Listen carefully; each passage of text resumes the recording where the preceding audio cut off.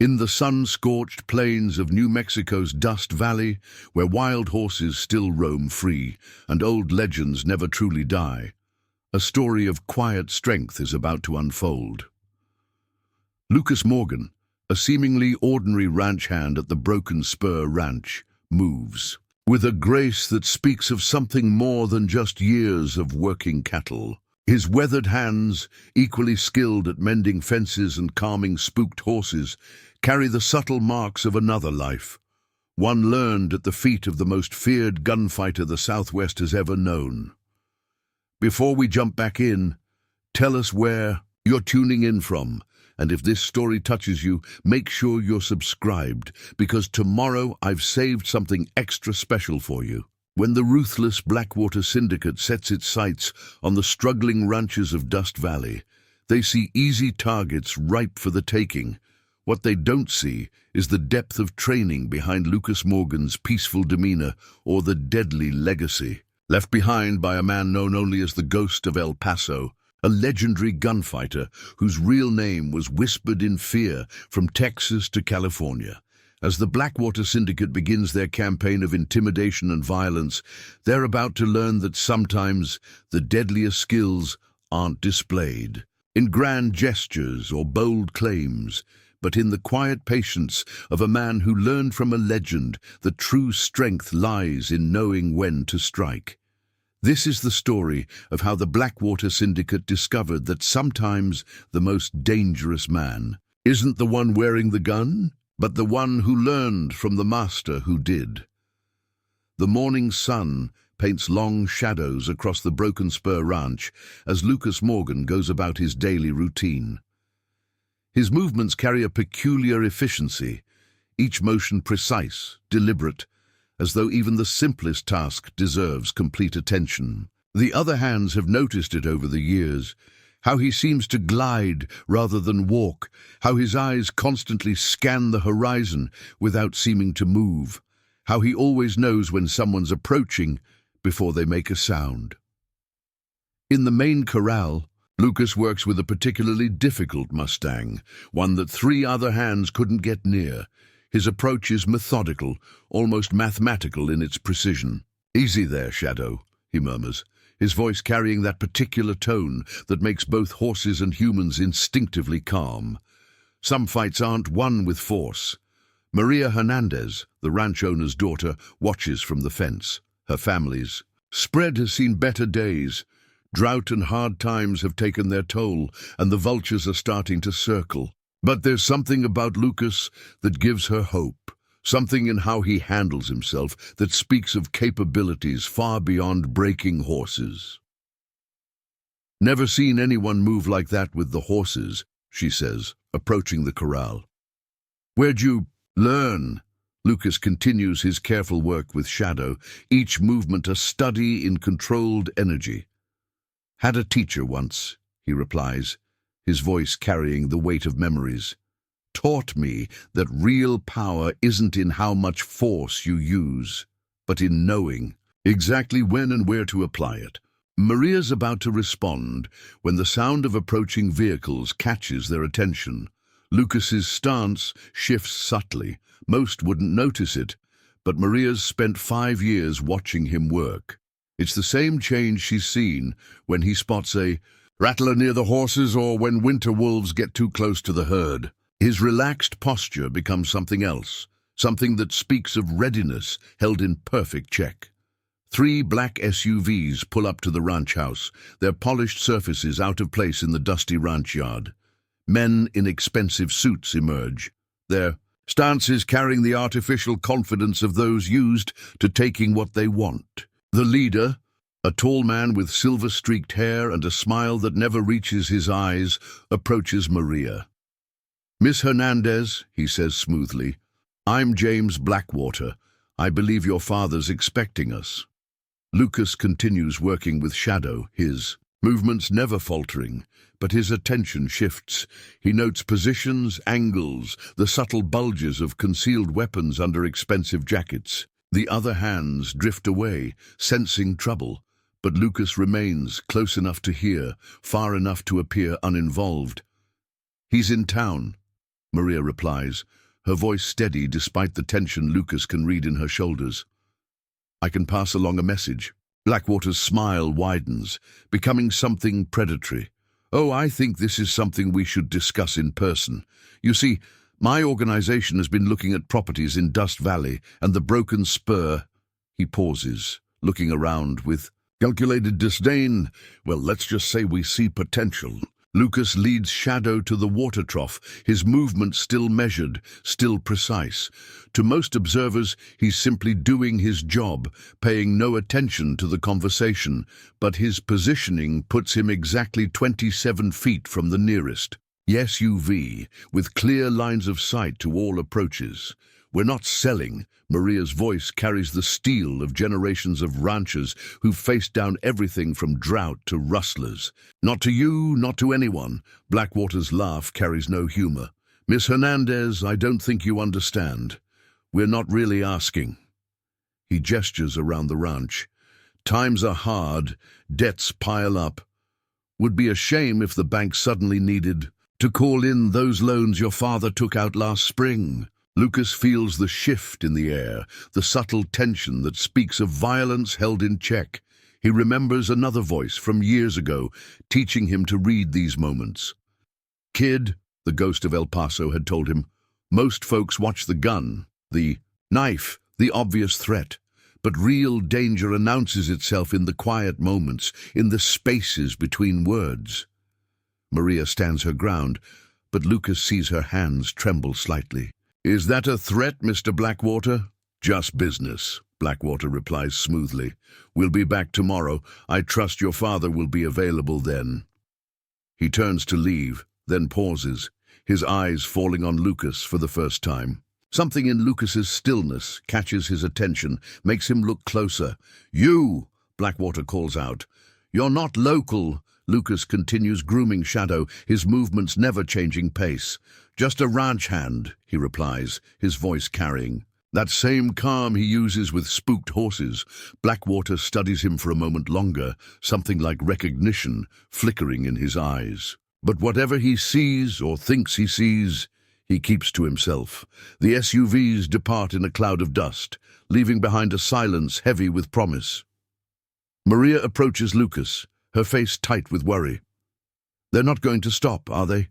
Lucas leads, Shadow back to his stall, each movement still carrying that measured precision. No, he says quietly, men like that, they only understand one language. He begins removing Shadow's tack, his hands moving with practiced efficiency. Your father's going to need help. We can't afford more hands, Maria starts, but Lucas cuts her off gently. Not that kind of help. He places the saddle on its stand, then turns to face her fully. For the first time, Maria sees something shift in his usual calm demeanor, like deep water stirring. There's a reason I came to Broken Spur, Maria. A promise I made to a man who taught me more than just how to work with horses. The one who taught you to move like that? She asks, suddenly understanding that she's seeing beneath a surface that's been carefully maintained for years. Lucas nods, his eyes scanning the horizon, where the dust from Blackwater's vehicles still hangs in the air.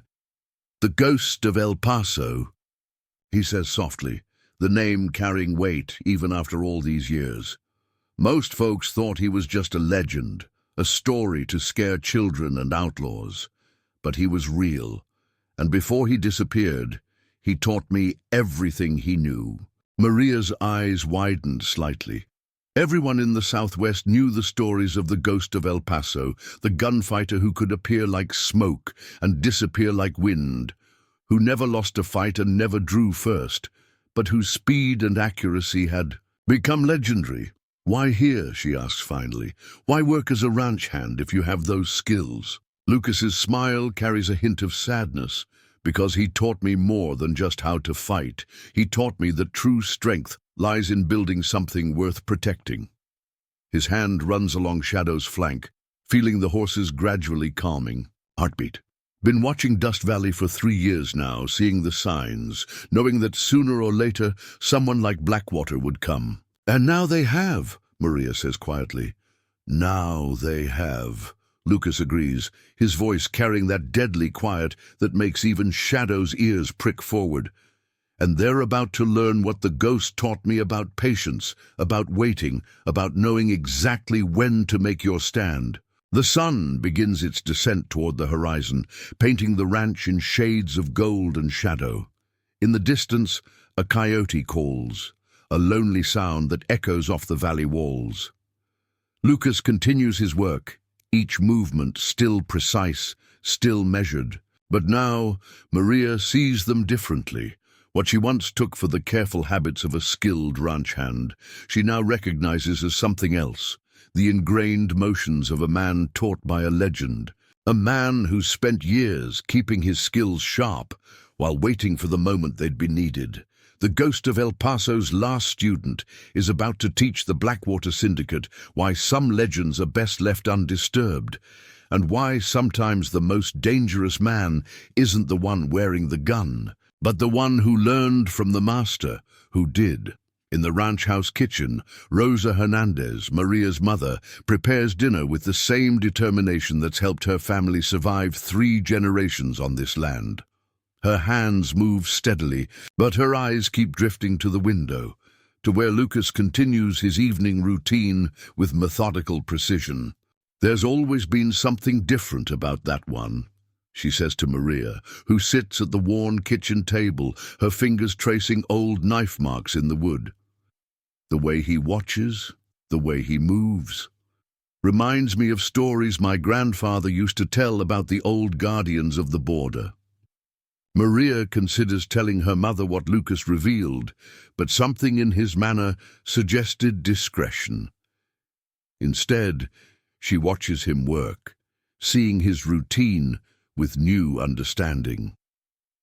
Each evening he walks the perimeter of the main buildings, a habit she'd always attributed to thoroughness. Now she notices how he pauses at specific points, how his gaze sweeps certain angles, and how he's mapped every approach to the ranch over his 3 years here. Preparing and narrating this story took us a lot of time, so if you are enjoying it, subscribe to our channel. It means a lot to us. Now back to the story. In the barn, Lucas checks each stall, his movements carrying that same measured efficiency. The horses react differently to him than to other hands, not just with trust, but with a peculiar alertness, as though they sense something predatory beneath his calm exterior. He reaches the last stall, where he keeps his personal gear, and pauses, his hand resting on a locked trunk that's never been opened in anyone's presence. The trunk contains more than just memories. The ghost's final lessons, written in a journal filled with more than just techniques, philosophies, observations, strategies learned through decades of surviving in a world where violence was always just beneath the surface. But more importantly, it contains proof of who trained him, documentation that would make certain people very nervous if they knew it existed. Outside, the sun touches the horizon, painting the clouds in shades of blood and gold. Lucas emerges from the barn, noting how the evening shadows create natural blind spots, mapping them automatically, just as he was taught. 3 coyotes appear briefly on the ridgeline, their shapes dark against the dying light. He counts them, notes their positions, and remembers another lesson from years ago. "Nature shows you the truth," the ghost had told him, during those long months of training in the desert. Predators move differently when there's something wrong in their territory. Birds change their patterns. Even the wind carries warnings, if you know how to read it.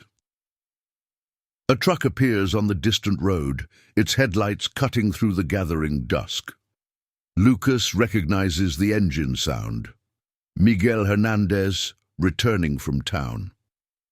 The ranch owner's truck moves slower than usual, suggesting the meeting with the bank didn't go well. Another piece falling into place, just as Lucas had predicted when he first noticed the pattern of property acquisitions moving through the valley. Miguel parks near the house, his movements heavy with the weight of bad news. Lucas continues his work close enough to hear, far enough to appear uninvolved. It's a position he's perfected over years of watching, waiting, gathering information, while maintaining his cover as nothing more than a skilled ranch hand. "They're calling in the loan," Miguel announces to his family inside. 90 days to pay in full." "They can't do that," Maria protests. "The terms were clear." "They found a clause." Miguel's voice carries the resignation of a man who's fought too many losing battles. Something about property devaluation in the region. Lucas leads the last horse into its stall, his movements never betraying the calculations running through his mind. The ghost had taught him to see patterns, to recognize when seemingly random events were actually coordinated moves in a larger game. The bank's sudden action, coming the same day as Blackwater's visit, fits a pattern he's seen before. 3 years of preparation, of watching, of building connections while appearing to be nothing more than a quiet worker who keeps to himself. 3 years of knowing that sooner or later someone would make a play for Dust Valley, would try to force out the families who've worked this land for generations. The ghost had taught him the value of patience, of letting the enemy reveal themselves fully before acting. A distant engine sound catches his attention, not the familiar rumble of ranch vehicles, but the refined purr of expensive SUVs. Lucas checks his watch, noting the timing. Right on schedule. Blackwater's men return, probably to watch the ranch at night, to study routines, to plan their next move. Amateur work, too obvious, too predictable. In his small cabin at the edge of the ranch property, Lucas retrieves the ghost's journal from its hiding place. The leather cover is worn, the pages filled with more than just techniques for handling weapons. There are philosophies about when to fight, strategies for defending what matters, observations about the nature of violence and peace. But most importantly, there are warnings about men like Blackwater, about organizations that mistake wealth for power, force for strength. The ghost's last lesson, written in fading ink on the final page, catches the dying light. The deadliest weapon isn't the gun, the blade, or even the skill to use them. It's the patience to build something worth protecting, and the wisdom to know exactly when that protection requires action. Lucas closes the journal, feeling the weight of what's coming. Tomorrow, Blackwater will return, expecting to find a struggling ranch owner ready to be pressured into selling. Instead, he'll begin to learn why the ghost chose his last student so carefully, and why some lessons are best taught slowly, precisely, and with the kind of certainty that comes from years of preparation. Dawn paints the Dust Valley sky in shades of amber and rose as an unfamiliar convoy of vehicles winds its way through the back roads. Their expensive black paint carries a fine coating of dust. 3 hours' worth by Lucas's estimation. He watches from the ridge above the broken spurs, north pasture, noting details others might miss. The lead vehicle's suspension rides slightly low on the right, suggesting body armor. The trailing SUV's tires show wear patterns typical of aggressive driving on paved roads, not desert terrain, amateurs playing at being professionals. The breakfast. Bell rings at the main house, but Lucas maintains his position, counting vehicles, measuring intervals, cataloging details that feel wrong against the peaceful morning landscape. Through his binoculars, he spots figures moving among the scattered mesquite near the Carson property line, more of Blackwater's men trying to look casual while establishing observation posts. A horse's soft nicker breaks his concentration. Shadow stands nearby, the Mustang having followed him up here despite not being called. The ghost's words echo in his memory. A good horse knows things a man can't see. They read the intention better than any security system. The sound of spurs on stone makes Lucas turn slightly. Danny Thompson, the youngest ranch hand, approaches with the kind of forced casualness that speaks of urgent news. "Mr. Hernandez wants everyone at breakfast," Danny says, his voice carrying an edge of worry. "Says it's important." Lucas nods, making one final sweep of the valley before mounting Shadow. As they ride back, he notices more signs of the Blackwater Syndicate's growing presence. Fresh tire tracks on rarely used roads, disturbed gravel at key intersections, the subtle marks of men trying to move unnoticed through unfamiliar territory. The main house kitchen buzzes with tension. Miguel Hernandez stands at the head of the long table, his face carved with lines of sleepless worry. The other hands, 6 in total, occupy their usual spots, but their normal breakfast banter is absent. Maria and Rosa move efficiently, serving coffee and huevos rancheros, but their movements carry an underlying anxiety. Lucas takes his customary position near the door, where he can watch both the room and the approaches to the house. Miguel clears his throat, his coffee cup untouched. "Got word from Carson Place this morning," he begins, his voice heavy. "They're selling. Blackwater's people made them an offer they couldn't refuse." A murmur runs through the gathered hands. The Carsons have worked their spread for 4 generations. Threatened. Their grandson's college funding, Miguel continues. Somehow knew exactly how much they'd saved, knew about the scholarship being on thin ice, made it clear things could go smooth or rough. Lucas absorbs this information, adding it to his mental map of the syndicate's tactics. They're thorough, accessing private financial information, leveraging personal vulnerabilities. Professional work, suggesting connections in banking, education, possibly law enforcement. That's not all. Miguel's hands clench around his coffee. "Cup. The Rodriguez place got hit last night. Their barn burned down. Fire marshal's calling it electrical, but..." "Their cameras caught anything?" Lucas asks, his voice carrying that particular quiet that makes others lean in to hear. Miguel looks up, surprised. The ranch hand rarely speaks at these gatherings. The whole system was down, some kind of technical glitch. Lucas nods slightly, remembering another of the ghost's lessons. When coincidence piles up, it's usually design. "We're next," Maria says, her voice steady despite the fear Lucas reads in her posture. They're not even trying to hide it anymore. As if summoning her words into reality, the sound of approaching vehicles cuts through the morning air. Not the syndicate's usual SUVs this time. Heavy trucks, construction equipment. Lucas moves to the window, his movement liquid smooth. A convoy of machinery rolls past the ranch entrance. Bulldozers, graders, earth movers.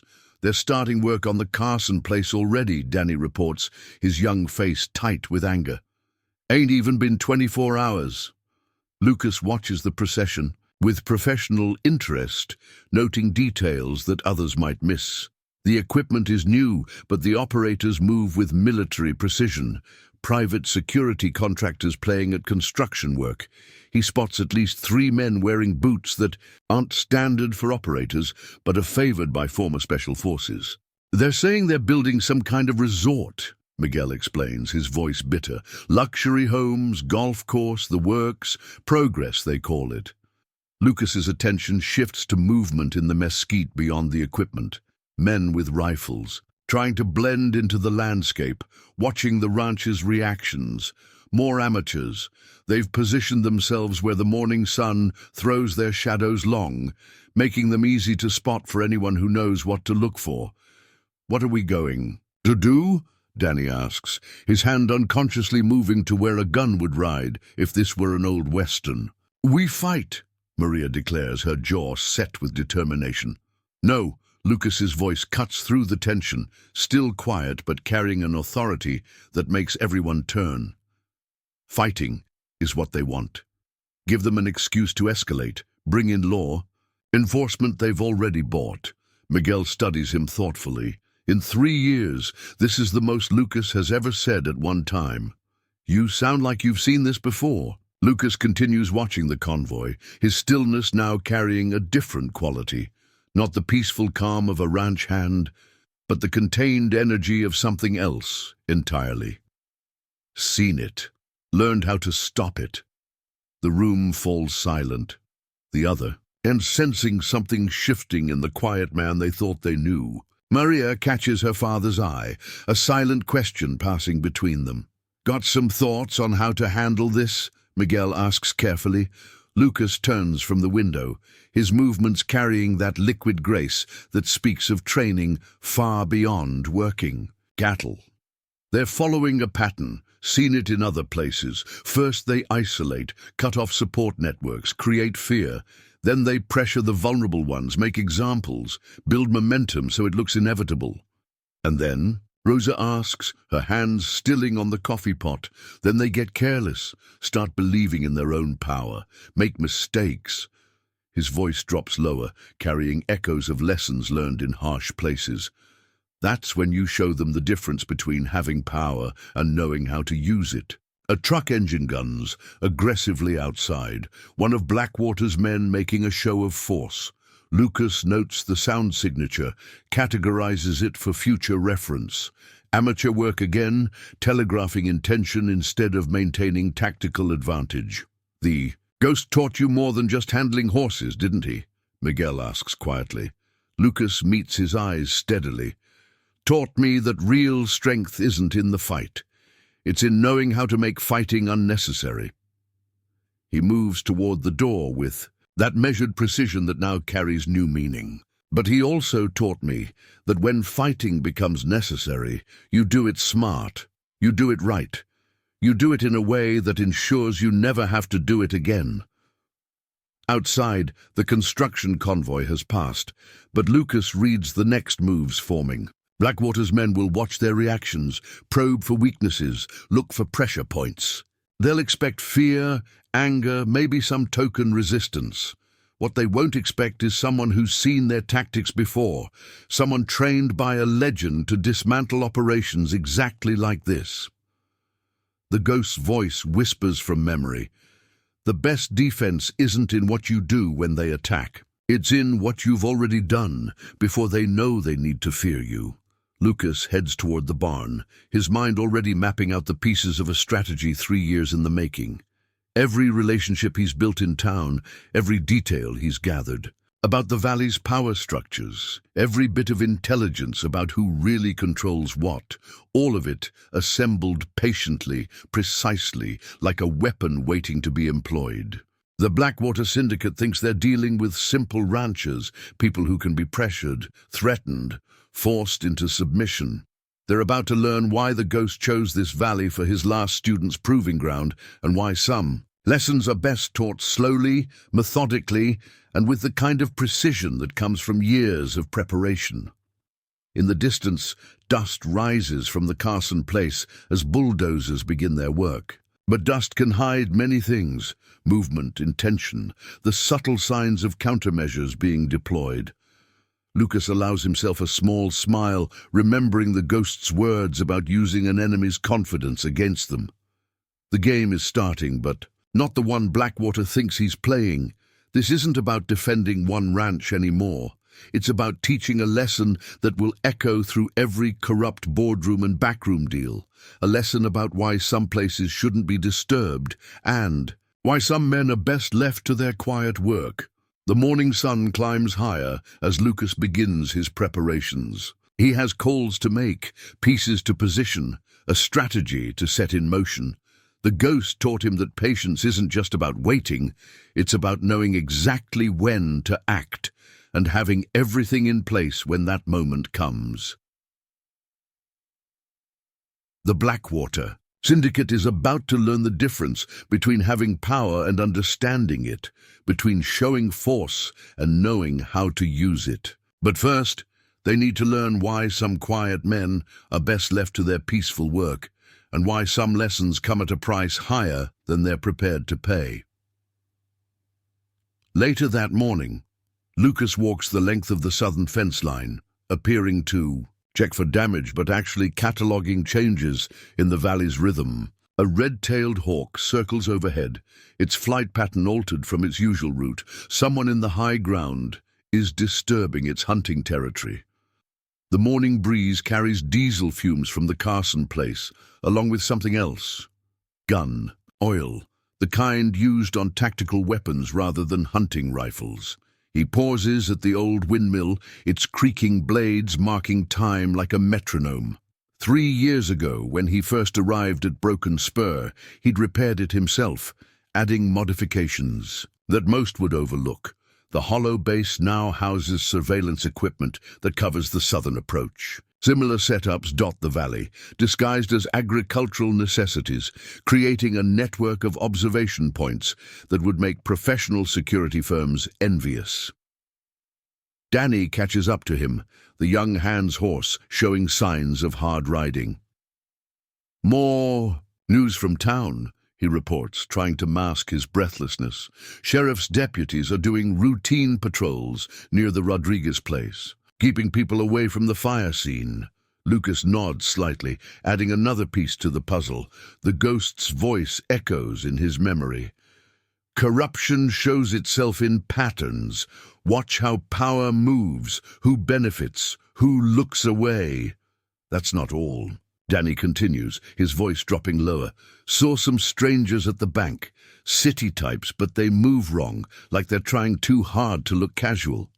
"How many?" "4 inside, 2 in a car outside, all wearing the same kind of boots." Danny pauses, then adds with a hint of pride, "Like you taught me to notice." Lucas allows himself a small smile. The young hand has learned well over the past 3 years, picking up on the subtle lessons Lucas would drop during their work together. Another piece carefully positioned long before it would be needed. In the distance, a dust cloud approaches.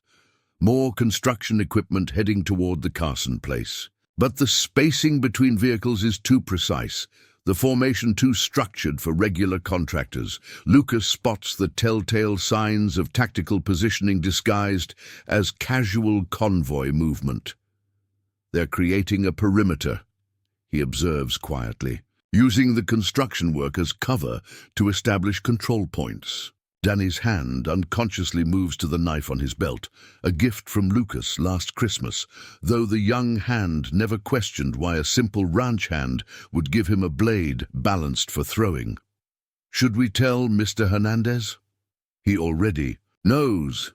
Lucas turns shadow toward the ridgeline, where more of Blackwater's observers try to hide among the rocks. "Man doesn't run a spread this size without learning to read trouble coming." The sound of helicopter rotors cuts through the morning air, unusual for this part of the valley. A sleek corporate chopper appears over the eastern ridge, banking toward Carson Place. Lucas tracks its movement, noting registration numbers, flight characteristics that suggest military rather than civilian pilots. "Blackwater himself," he says softly, recognizing the aircraft from his research, "coming to observe his kingdom." As if on cue, his phone vibrates, a message from one of many contacts he's cultivated over the years. Information about shell companies, property records, financial transactions that paint a picture bigger than just land grabs in Dust Valley. The ghost had taught him that intelligence is a weapon more powerful than any gun. "Go back to the house," he tells Danny. "Stay alert, but don't act any differently than usual. They're watching for reactions." As the young hand rides away, Lucas retrieves a small notebook from his saddlebag. The pages contain more than just ranch notes. Carefully coded observations, patterns of movement, names and connections that form a web of influence and vulnerability. 3 years of patient work, gathering threads that could now be pulled with surgical precision. He adds new notes about the helicopter, the bank visitors, the deputies' unusual patrols. The ghost had taught him that victory often depends not on what you know, but on what your enemy doesn't know you know. A truck approaches from the main road. Old Bill Carson, looking decades older than he did yesterday. The former Marine's shoulders slump with defeat as he pulls up beside Lucas. "Came to warn you," Bill says, his voice rough. "They know things, Lucas. Things nobody should know. About all of us." He looks up, his eyes carrying the weight of surrender. "Found out about Tommy's trouble in Afghanistan. Said they could make it public, ruin his chances at that teaching job."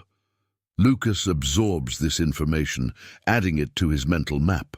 The syndicate's intelligence gathering is thorough, suggesting access to military records, possibly through corrupt contacts in veterans' affairs. "You did what you had to for your family," Lucas replies softly. No shame in that. Bill's hands tighten on the steering wheel. Feels like shame. Feels like letting down every generation that worked that land. He looks toward his property, where machines are already tearing up generations of history. They're not just taking our land, they're taking our dignity. Dignity isn't holding ground, Lucas quotes, remembering the ghost's teachings. It's in knowing what you stand for and standing for it the right way. Bill studies him for a long moment.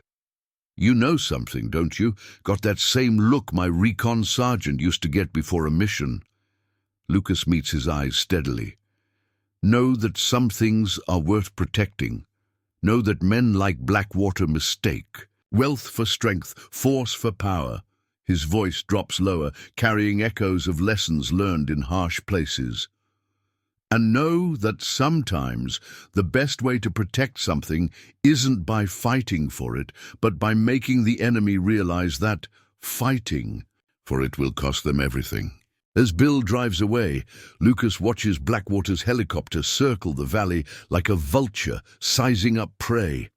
The syndicate thinks they're executing a simple land grab, using tried-and-true tactics of pressure and intimidation.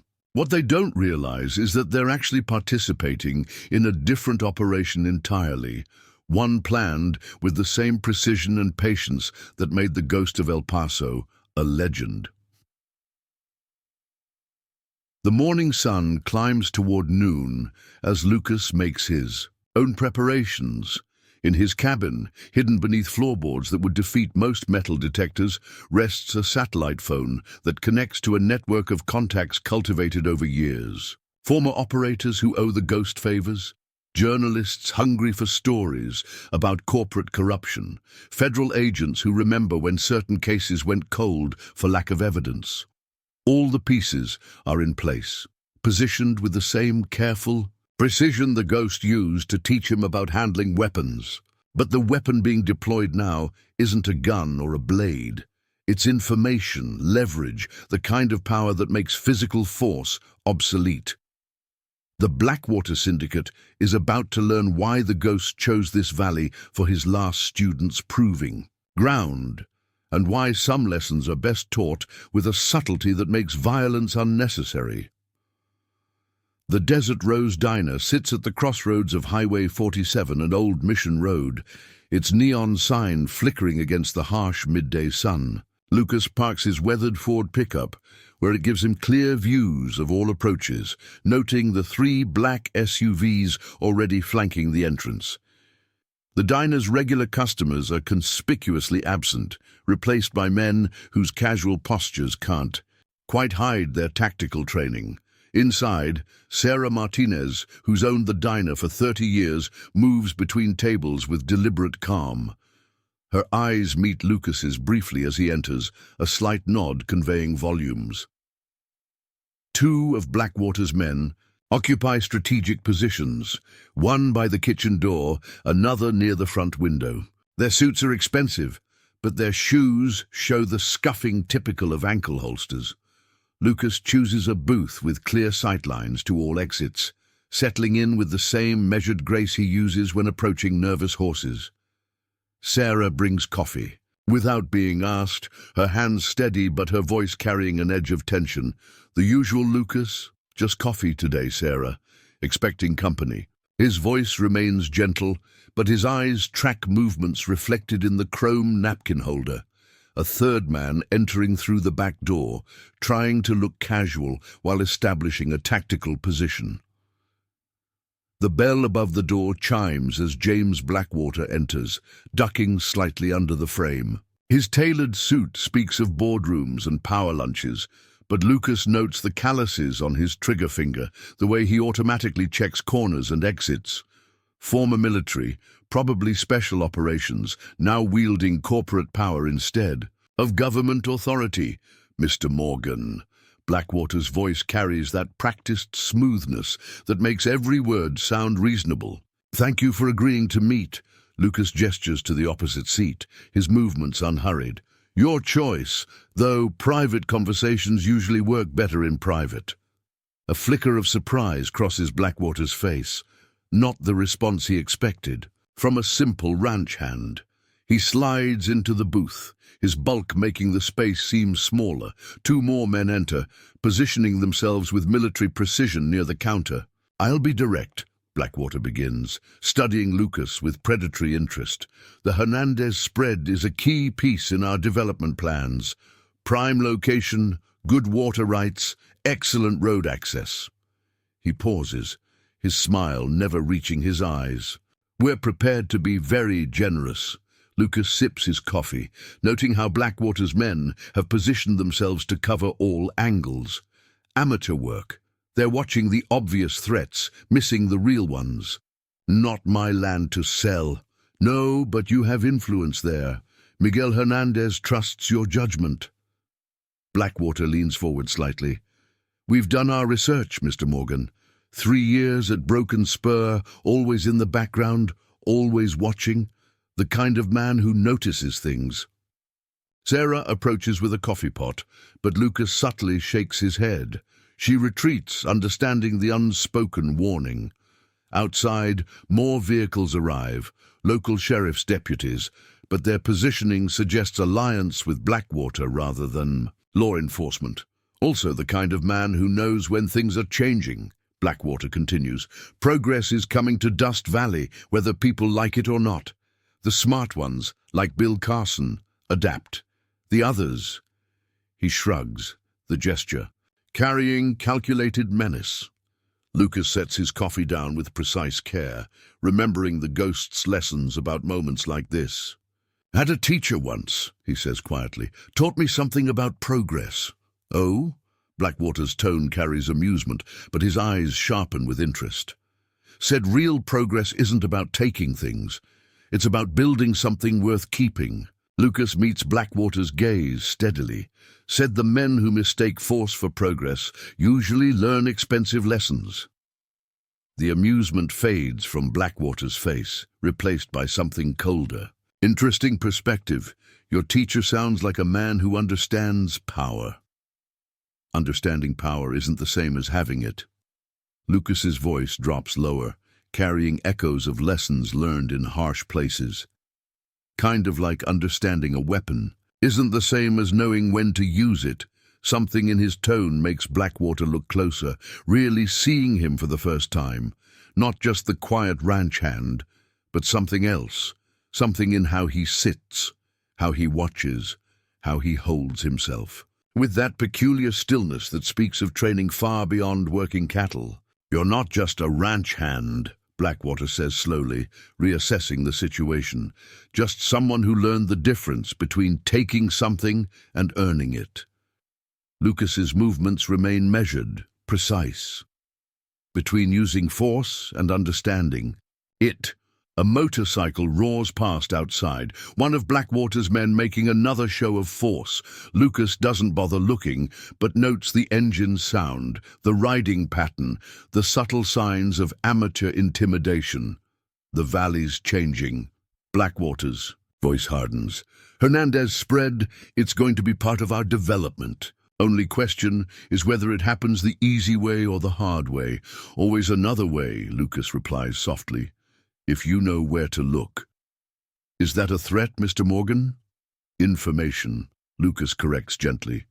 "Since we're being direct, some land isn't for taking. Some people aren't threatening."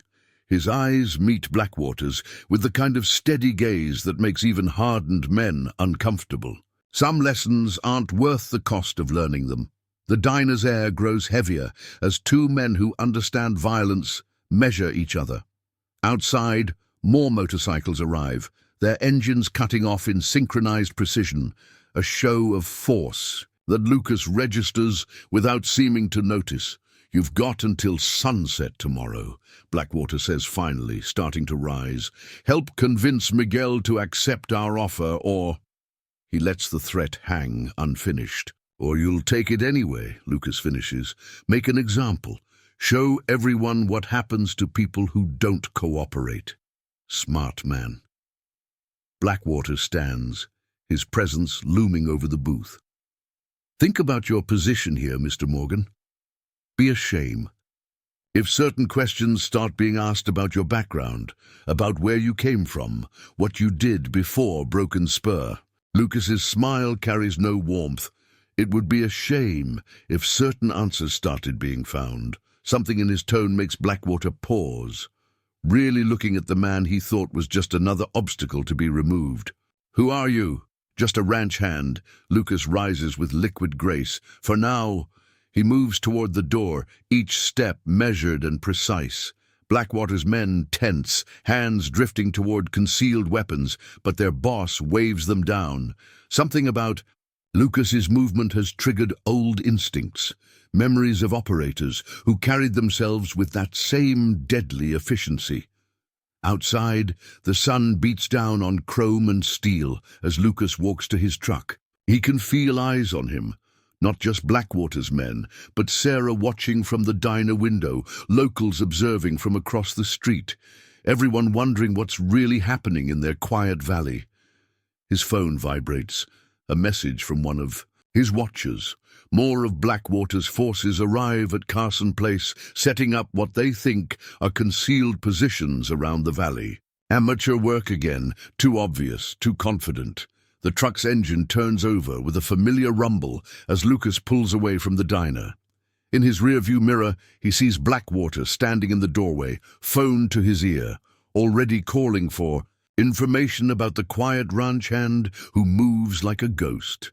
Let them search, Lucas thinks, remembering the ghost's lessons about letting enemies reveal themselves through their questions. Let them look for records that don't exist, trace movements that leave no trail, chase shadows that were never meant to be found.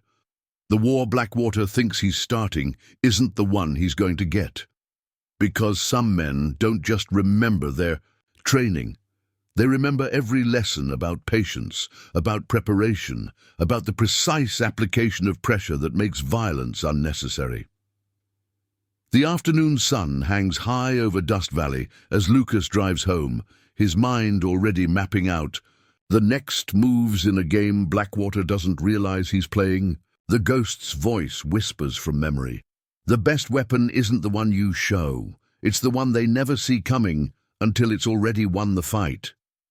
Blackwater's men will search for answers, probe for weaknesses, look for pressure points they can exploit.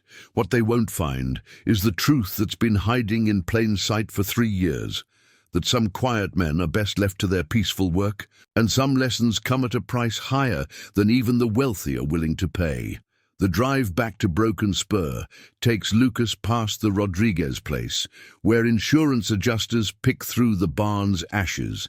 He notes their movements, too precise, too practiced. Not regular claims investigators, but private contractors, probably ex-military like most of Blackwater's people. They're doing more than assessing fire damage. They're establishing a presence, marking territory. A county sheriff's cruiser sits. Nearby, Deputy Collins at the wheel. The young officer meets Lucas's eyes briefly, then looks away too quickly. The ghost's voice echoes in memory. Corruption shows itself in the small things, averted gazes, subtle shifts in allegiance, the quiet changing of sides before the real battle begins. Lucas pulls over at Mason's general store, maintaining his normal routine despite the morning's confrontation. Old habits, the ghost had taught him, are both armor and camouflage. Inside, he finds Earl Mason arguing with 2 men in expensive suits. "Your supplier contracts are up for review," one of them is saying as Lucas enters. "It would be a shame if there were delivery problems. Valley's pretty isolated out here." Earl's face is red with anger, but there's fear beneath it. His store has served the valley for 40 years, passed down from his father. Now he's watching it all slip away, piece by piece. "Need the usual order," Lucas says quietly, his presence causing the suited men to turn. He recognizes them from the diner, the ones with poorly concealed ankle holsters. "We're in a private discussion," the taller suit says, trying to project authority. Lucas begins gathering his supplies with methodical precision, each movement calculated. Valley's small, he replies softly. Not much private left these days. The suits exchange glances, recognizing him from the diner. Their stance shifts subtly, hands drifting toward hidden weapons. Amateur work again, telegraphing intention. Instead of maintaining tactical advantage, "Mr. Morgan," the shorter one says, his voice carrying forced casualness. "Interesting running into you here. Had a chance to think about Mr. Blackwater's offer?" Lucas continues his shopping, noting how they position themselves to flank him. "Thinking about something else," he said, "about progress." He selects a bag of feed, checking its weight with practiced ease. Interesting word, progress, comes from Latin, means to step forward. The suits blink, thrown by this scholarly observation from a ranch hand. "Thing about steps," Lucas continues, his voice carrying that deadly quiet, "is they can take you forward or back. Depends on what you're walking toward and what you're walking over." Earl watches this exchange with growing fascination, seeing something new in the quiet man who's bought supplies from him for 3 years. "That some kind of philosophy from your teacher?" the taller suit asks, trying to sound mocking but unable to hide his unease. "Just an observation." Lucas moves to the counter, each step precise. Like how some men think breaking things is progress, while others know that building something worth keeping takes more skill than destroying it. The shorter suit steps closer, trying to loom. "Only thing that matters is what Mr. Blackwater wants. Valley's changing. Either change with it or... What? Lucas turns slightly, his movement carrying that liquid grace that makes both men step back instinctively. Go make more electrical problems? Arrange more delivery issues? His voice drops lower. Keep playing soldiers in a valley you don't understand. Something in his tone, in the precision of his stance, makes the suits reassess.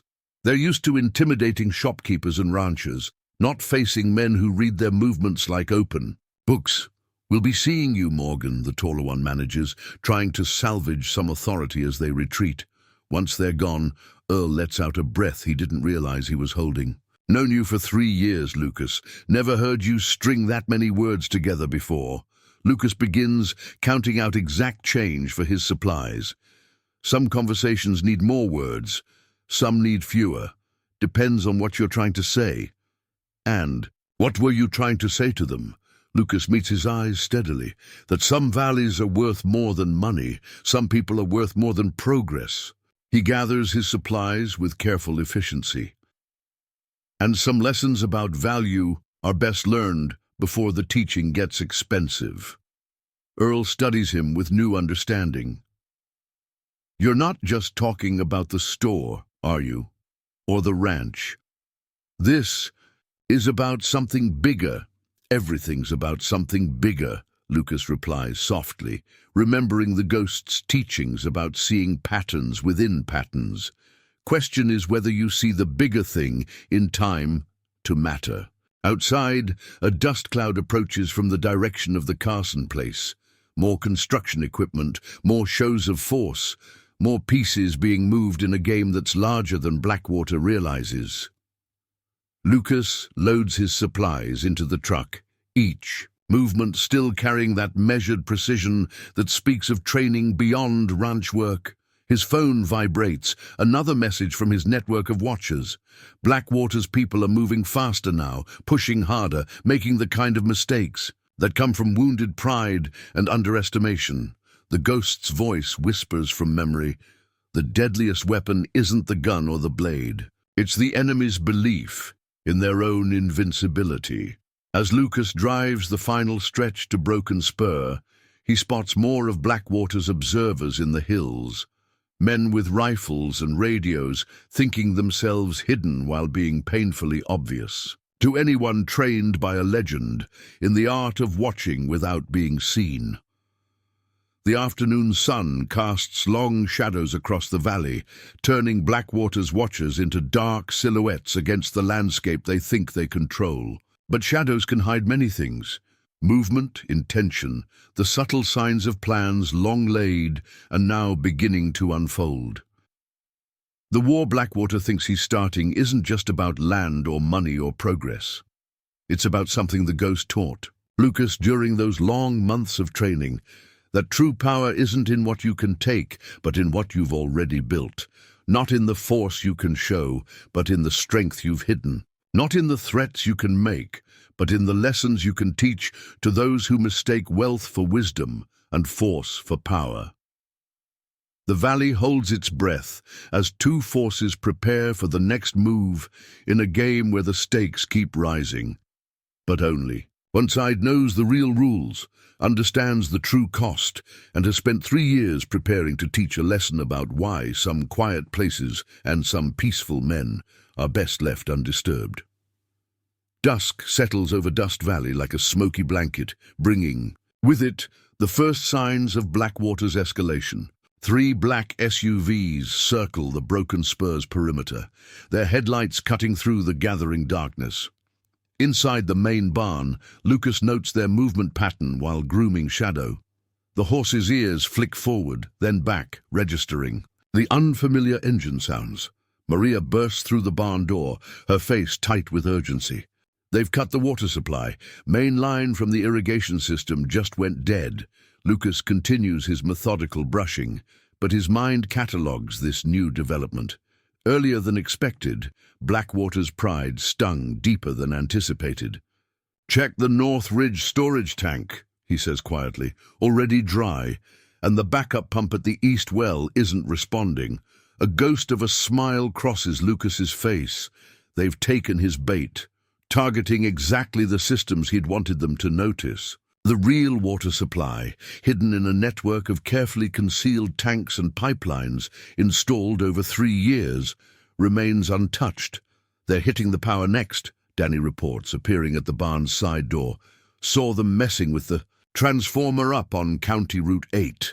Lucas sets down the brush, his movements carrying that liquid grace that speaks of readiness rather than worry. "How many men?" 4 at the transformer. 2 more in overwatch positions. Danny's voice carries pride in his observation skills. "They're wearing utility company uniforms, but their boots are a military issue." The sound of rotors cuts through. The evening air, Blackwater's helicopter making another pass, lower this time, kicking up dust in an obvious show of force. Amateur intimidation tactics, revealing more about their intentions than they realize. Maria watches Lucas's calm response to these mounting threats. "You knew they'd do this, knew they'd try." He moves to Shadow's stall, retrieving a satellite phone hidden in a false panel. Men like Blackwater, they follow patterns. Hit utilities. First, isolate the target, create pressure. His voice carries the quiet certainty of someone who's seen this playbook before. Make it look like accidents, equipment failure, bad luck, a truck engine guns aggressively outside, more of Blackwater's. Men establishing presence. Lucas texts a series of coded messages, setting in motion plans years in the making. Across the valley, hidden allies begin their own careful movements, unseen by the watchers who think they control the night. Maria's phone chimes. An alert from the bank. "They're freezing our accounts," she says, her voice tight. "Some kind of regulatory review." "Your father's medicine," Danny starts, worried, crossing his young face. "Already handled," Lucas interrupts softly. 3 years of preparation included building a network of backup supplies, alternative financial channels, contingencies for every pressure point Blackwater might target. The barn's darkness is split by harsh light as another SUV sweeps past, its spotlight probing windows and doorways. Lucas positions himself with casual precision, using Shadow's bulk to break up his silhouette while maintaining clear sight lines to all approaches.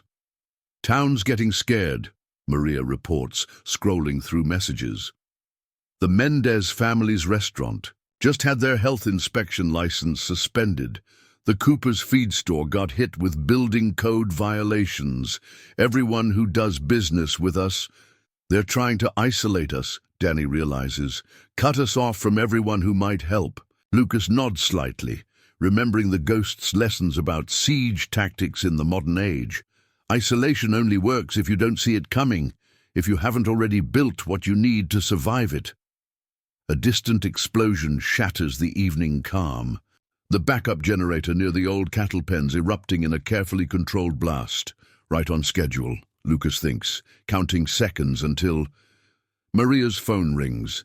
Miguel Hernandez calling from the main house. "Someone just blew up the generator," he reports, his voice carrying controlled anger. "And I've got 2 sheriff's deputies here saying they need to secure the scene for investigation." "Keep them outside," Lucas advises quietly. "They're not here to investigate. They're here to plant something." As if confirming his words, more vehicles approach, county police cars, but moving with the same tactical precision as Blackwater's men. The ghost's voice whispers from memory. "Watch how authority moves when it's been bought. There's always a tell, a difference between real law and purchasing power." Lucas retrieves a small tablet from another hidden compartment, its screen showing feeds from cameras concealed throughout the property. Blackwater's men think they're establishing a perimeter, but they're actually moving exactly where he wants them, positioning themselves in a pattern he's spent years preparing to exploit. "They're going to come at us from all sides," Danny observes, his voice carrying a tremor of fear beneath attempted bravado. "No," Lucas corrects gently, "they're going to try. Difference is we're not where they think we are." He shows them the tablet, revealing the true extent of Broken Spur's hidden infrastructure: supply caches, escape routes, observation posts, disguised as agricultural necessities. Maria studies the display with growing understanding. "You've been building this since you arrived." "Before that," Lucas admits, his voice carrying echoes of lessons learned in harsh places. "Ghost taught me that the best defense isn't built when you need it. It's built so well, so quietly, that by the time they know it exists." Another explosion rocks the night. The fuel depot by the south fence erupting in carefully controlled flames. More shows of force, more demonstrations of power, more moves in a game where only one side knows the real rules. Lucas's phone vibrates, with encrypted messages from his network. Blackwater's men are moving faster now, pushing harder, making the kind of mistakes that come from confidence unmarred by wisdom. They think they're watching a ranch under siege, but they're actually participating in an operation 3 years in the making. "What do we do?" Danny asks, his hand unconsciously moving to the knife Lucas gave him, the one balanced for throwing, though the young hand never questioned why a simple ranch worker would know such specifics. "We let them think they're winning," Lucas replies, his stillness now carrying a different quality. Not the patience of a ranch hand, but the contained energy of something else entirely. "Let them believe their shows of force are working. Let them commit fully to the path they've chosen." Maria catches the subtle shift in his demeanor. "And then?" Lucas's smile carries no warmth. "Then we teach them why the ghost chose this valley, for his last student's training ground. Why are some lessons about power and patience best learned slowly, precisely, and with the kind of certainty that comes from years of preparation?" The night deepens as Blackwater's forces continue their campaign of pressure and intimidation. More explosions light the darkness, more vehicles circle like wolves testing their prey, more moves made in a game where one side thinks they're the hunters. But in the shadows between their shows of force, other movements unfold, precise, practiced, invisible to those who watch only the obvious. Lucas's network activates, pieces long positioned begin to shift, and the trap 3 years in the making starts to close around men too confident to recognize the pattern of their own undoing. The war Blackwater thinks he's starting isn't the one he's going to get, because some men don't just remember their training. They remember every lesson about patience, about preparation, about the precise application of pressure that makes violence unnecessary. And in the darkness of Dust Valley, a ghost's last student, prepares to teach modern predators why some legends are best left undisturbed and why some quiet men are best left to their peaceful work. An hour later, Lucas stands in the ranch house kitchen with Miguel Hernandez, watching satellite imagery. On his tablet, more of Blackwater's forces arrive, not just hired muscle now, but specialists. Men with electronic warfare equipment setting up signal jammers, teams with thermal imaging gear establishing surveillance posts. They're professionals, Miguel observes, his face illuminated by the tablet's glow. Trying to be, Lucas corrects, quietly, making professional mistakes, looking for things that aren't there, missing things that are. Rosa Hernandez moves through the kitchen with practiced efficiency, preparing coffee for the gathered ranch hands. But her movements carry new purpose. Each trip to the pantry allows her to check different approaches to the house, and each coffee delivery becomes a chance to relay observations. Martinez's family called, she reports, pouring fresh cups. Their daughter's scholarship just got mysteriously revoked. University claims there were irregularities in her application. Lucas absorbs this information, adding it to his mental map of Blackwater's escalating pressure campaign. They're trying to break the community's spirit, he says softly. Make everyone feel vulnerable, isolated. A new sound cuts through the night, the deep rumble of heavy equipment. Danny appears at the back door, his face flushed from running. They're moving in construction equipment, big stuff, earth movers, excavators. Not just for show this time, Lucas notes, checking his tablet. The thermal imaging reveals multiple vehicles approaching from the north, their heat signatures marking them as recently active. They're planning to start work tonight. Create facts on the ground. Miguel's hands clench around his coffee cup. They can't. We still have legal possession. Men like Blackwater, Lucas replies, his voice carrying that deadly quiet. They understand possession differently. They take it, then let lawyers argue about it later. The house lights flicker, then die as Blackwater's men cut the main power. Emergency generators hum to life. Not the obvious ones they destroyed earlier, but hidden systems installed over years of careful preparation. Maria enters from the study, her laptop casting blue light on her determined face. Just got word from Sarah at the diner. 2 of Blackwater's men were asking questions about you, Lucas, showing photos from before you came to Dust Valley. Lucas allows himself a small smile. Let them search. Let them chase shadows and fragments, pieces of a past carefully constructed to lead nowhere. The ghost had taught him well about the art of being invisible in plain sight. A truck engine roars aggressively outside, more of Blackwater's men establishing perimeter positions. But Lucas notes the subtle difference in this engine sound, the slightly irregular timing that marks it as one of his own people, delivering a prearranged signal. They're moving faster than expected, he observes, checking his watch. Pride makes them sloppy. Sloppy how? Danny asks, eager to learn, to understand the layers of strategy unfolding around them. Watch! Lucas moves to the window with that liquid grace, positioning himself to remain unseen while maintaining clear views. They're establishing what they think is a secure perimeter, but they're actually... 3 more explosions rock the night. These from the far side of the valley. Blackwater's men react predictably, several vehicles rushing toward the new threat. Amateur work, leaving gaps in their coverage, breaking their own containment. They're splitting their forces, Danny realizes, beginning to see the pattern. More than that, Lucas corrects gently. They're revealing their command structure, their response protocols, their communication patterns. His voice carries echoes of lessons learned in harsh places. Everything we need to know about how they'll react when real pressure comes. Maria's laptop chimes with encrypted messages from Lucas's network. Police scanners going crazy. They're calling in more deputies, setting up roadblocks on county roads. Not real roadblocks, Lucas notes, studying his tablet's feeds. Search patterns. They're looking for something. His smile carries no warmth. Let them look. The heavy equipment draws closer, earth-shaking rumbles mixing with the sharp crack of breaking wood as they begin pushing down fences. Miguel moves toward the door, anger overriding caution, but Lucas's hand on his arm stops him. That's what they want, he says softly.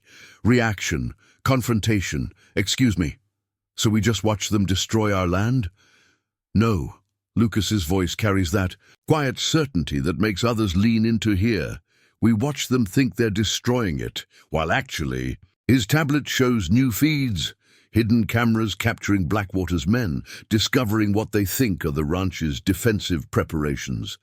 Supply caches carefully positioned to be found, escape routes designed to be spotted, all of it manufactured, all of it part of a larger design. They're looking for our weaknesses, he explains, finding exactly what we want them to find, following patterns we've spent 3 years preparing for them to follow.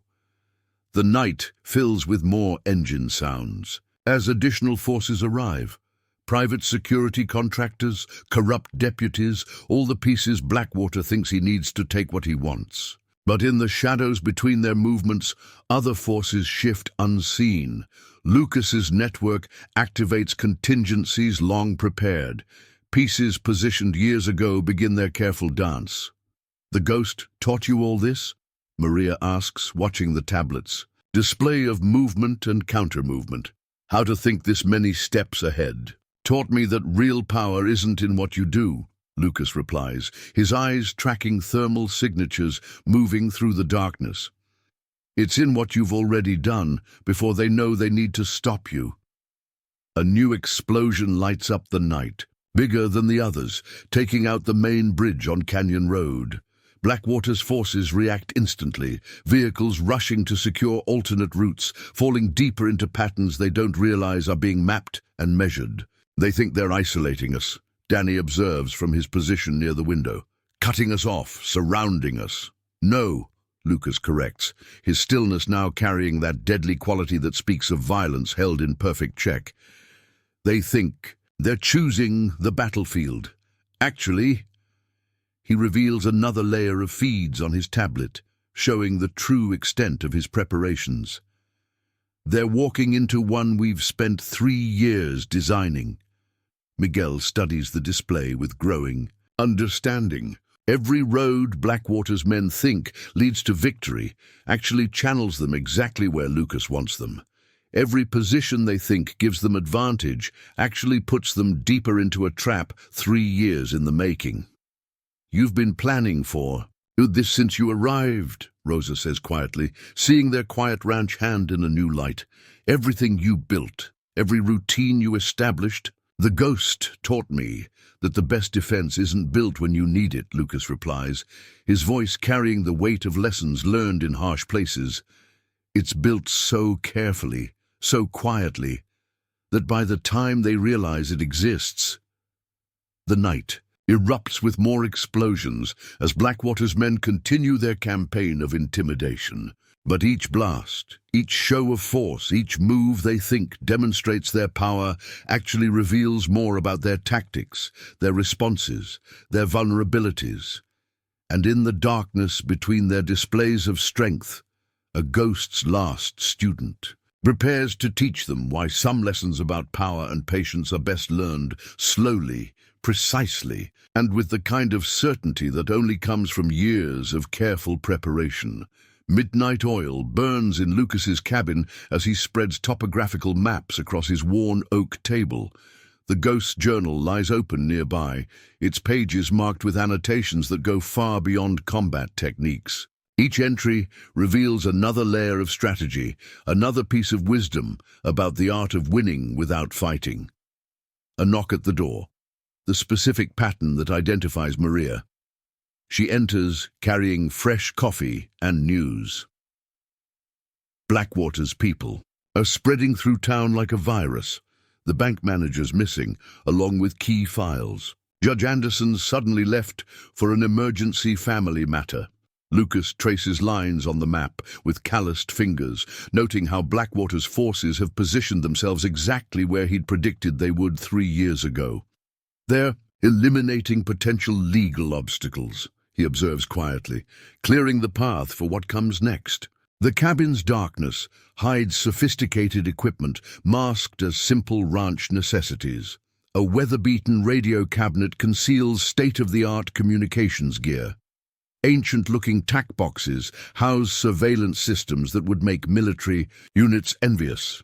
Maria watches him work, seeing new meaning in the cabin's seemingly rustic layout. Every piece of furniture, every item on these walls, they all serve a purpose beyond what they seem, don't they? Lucas activates a hidden panel, revealing a tactical display that maps the entire valley. Red dots show Blackwater's known positions. Blue marks his own assets.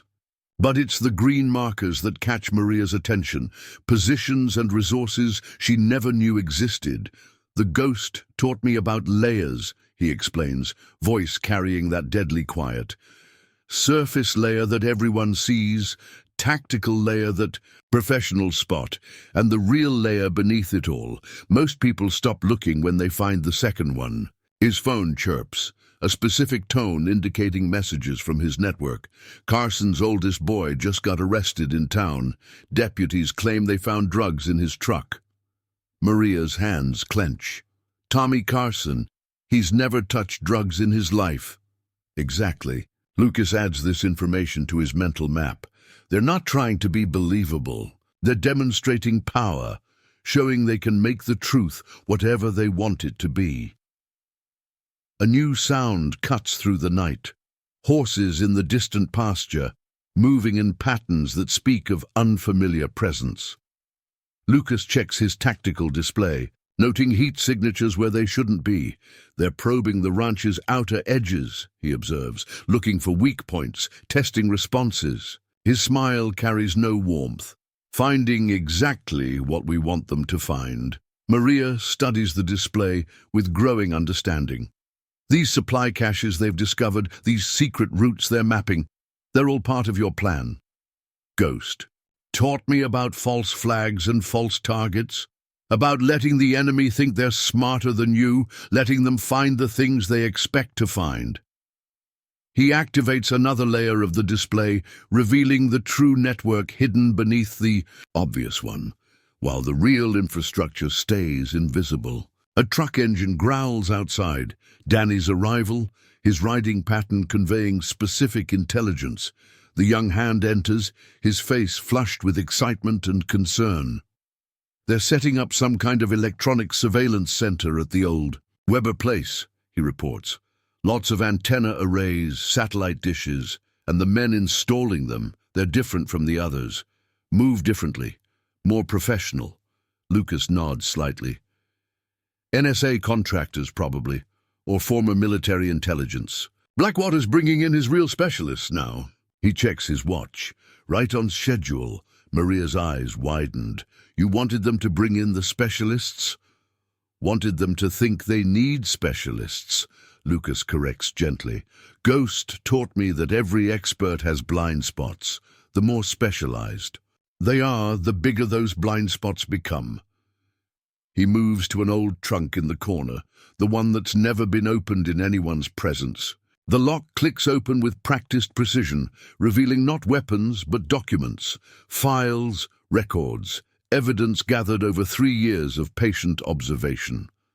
These men Blackwater's bringing in, Lucas continues, selecting specific folders.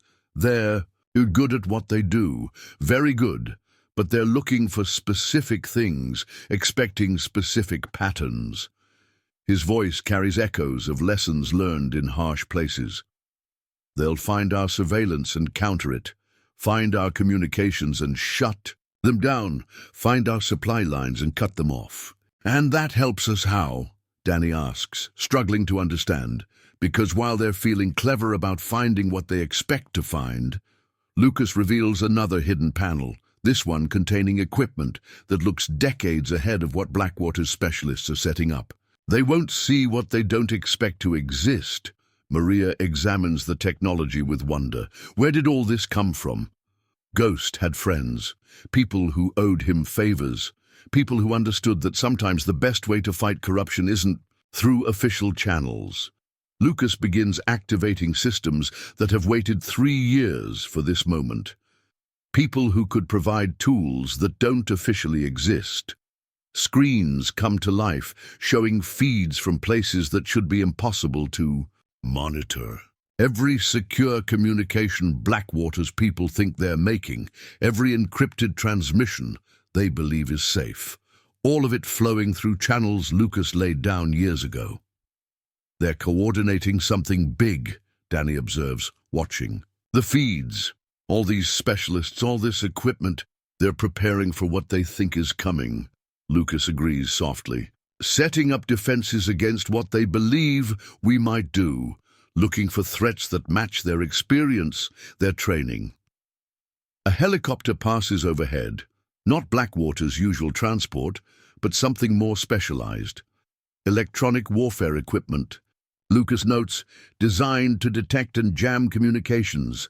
Let them search, he says quietly, watching their sophisticated gear scan for signals that aren't there.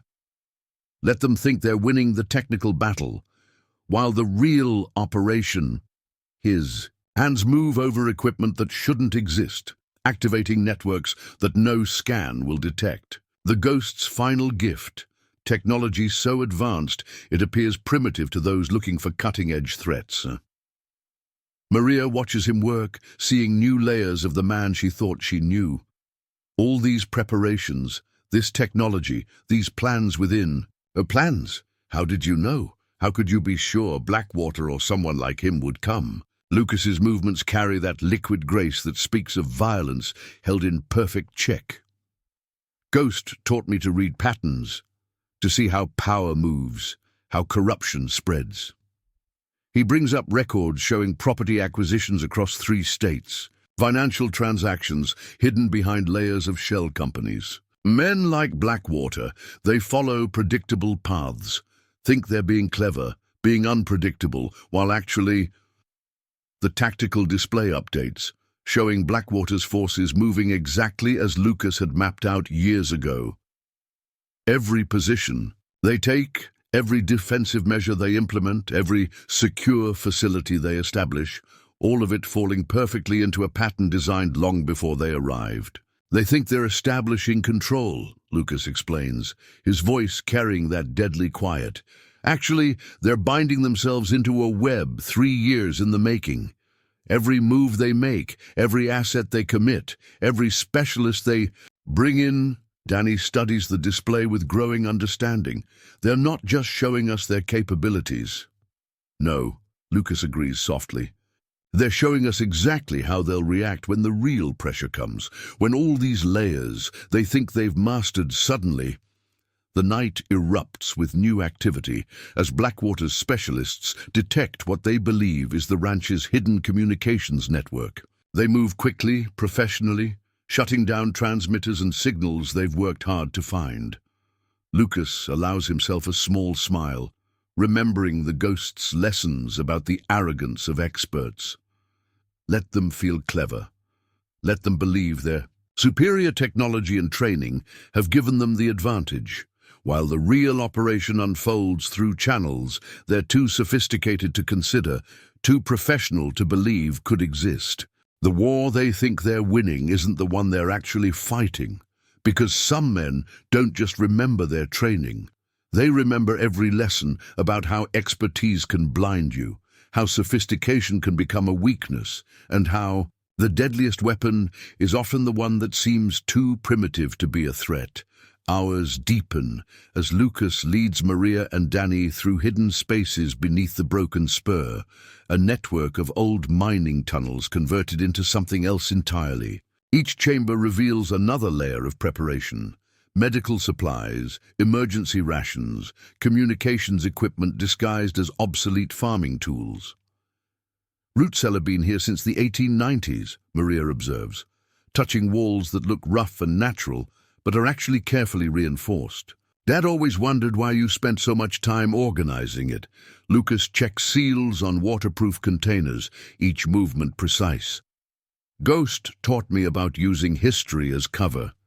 People see old structures, they make assumptions. Stop looking. Deeper, a distant rumble vibrates through the rock. Blackwater's crews beginning their nighttime construction work. But through sophisticated sensors hidden in the walls, Lucas monitors more than just surface activity.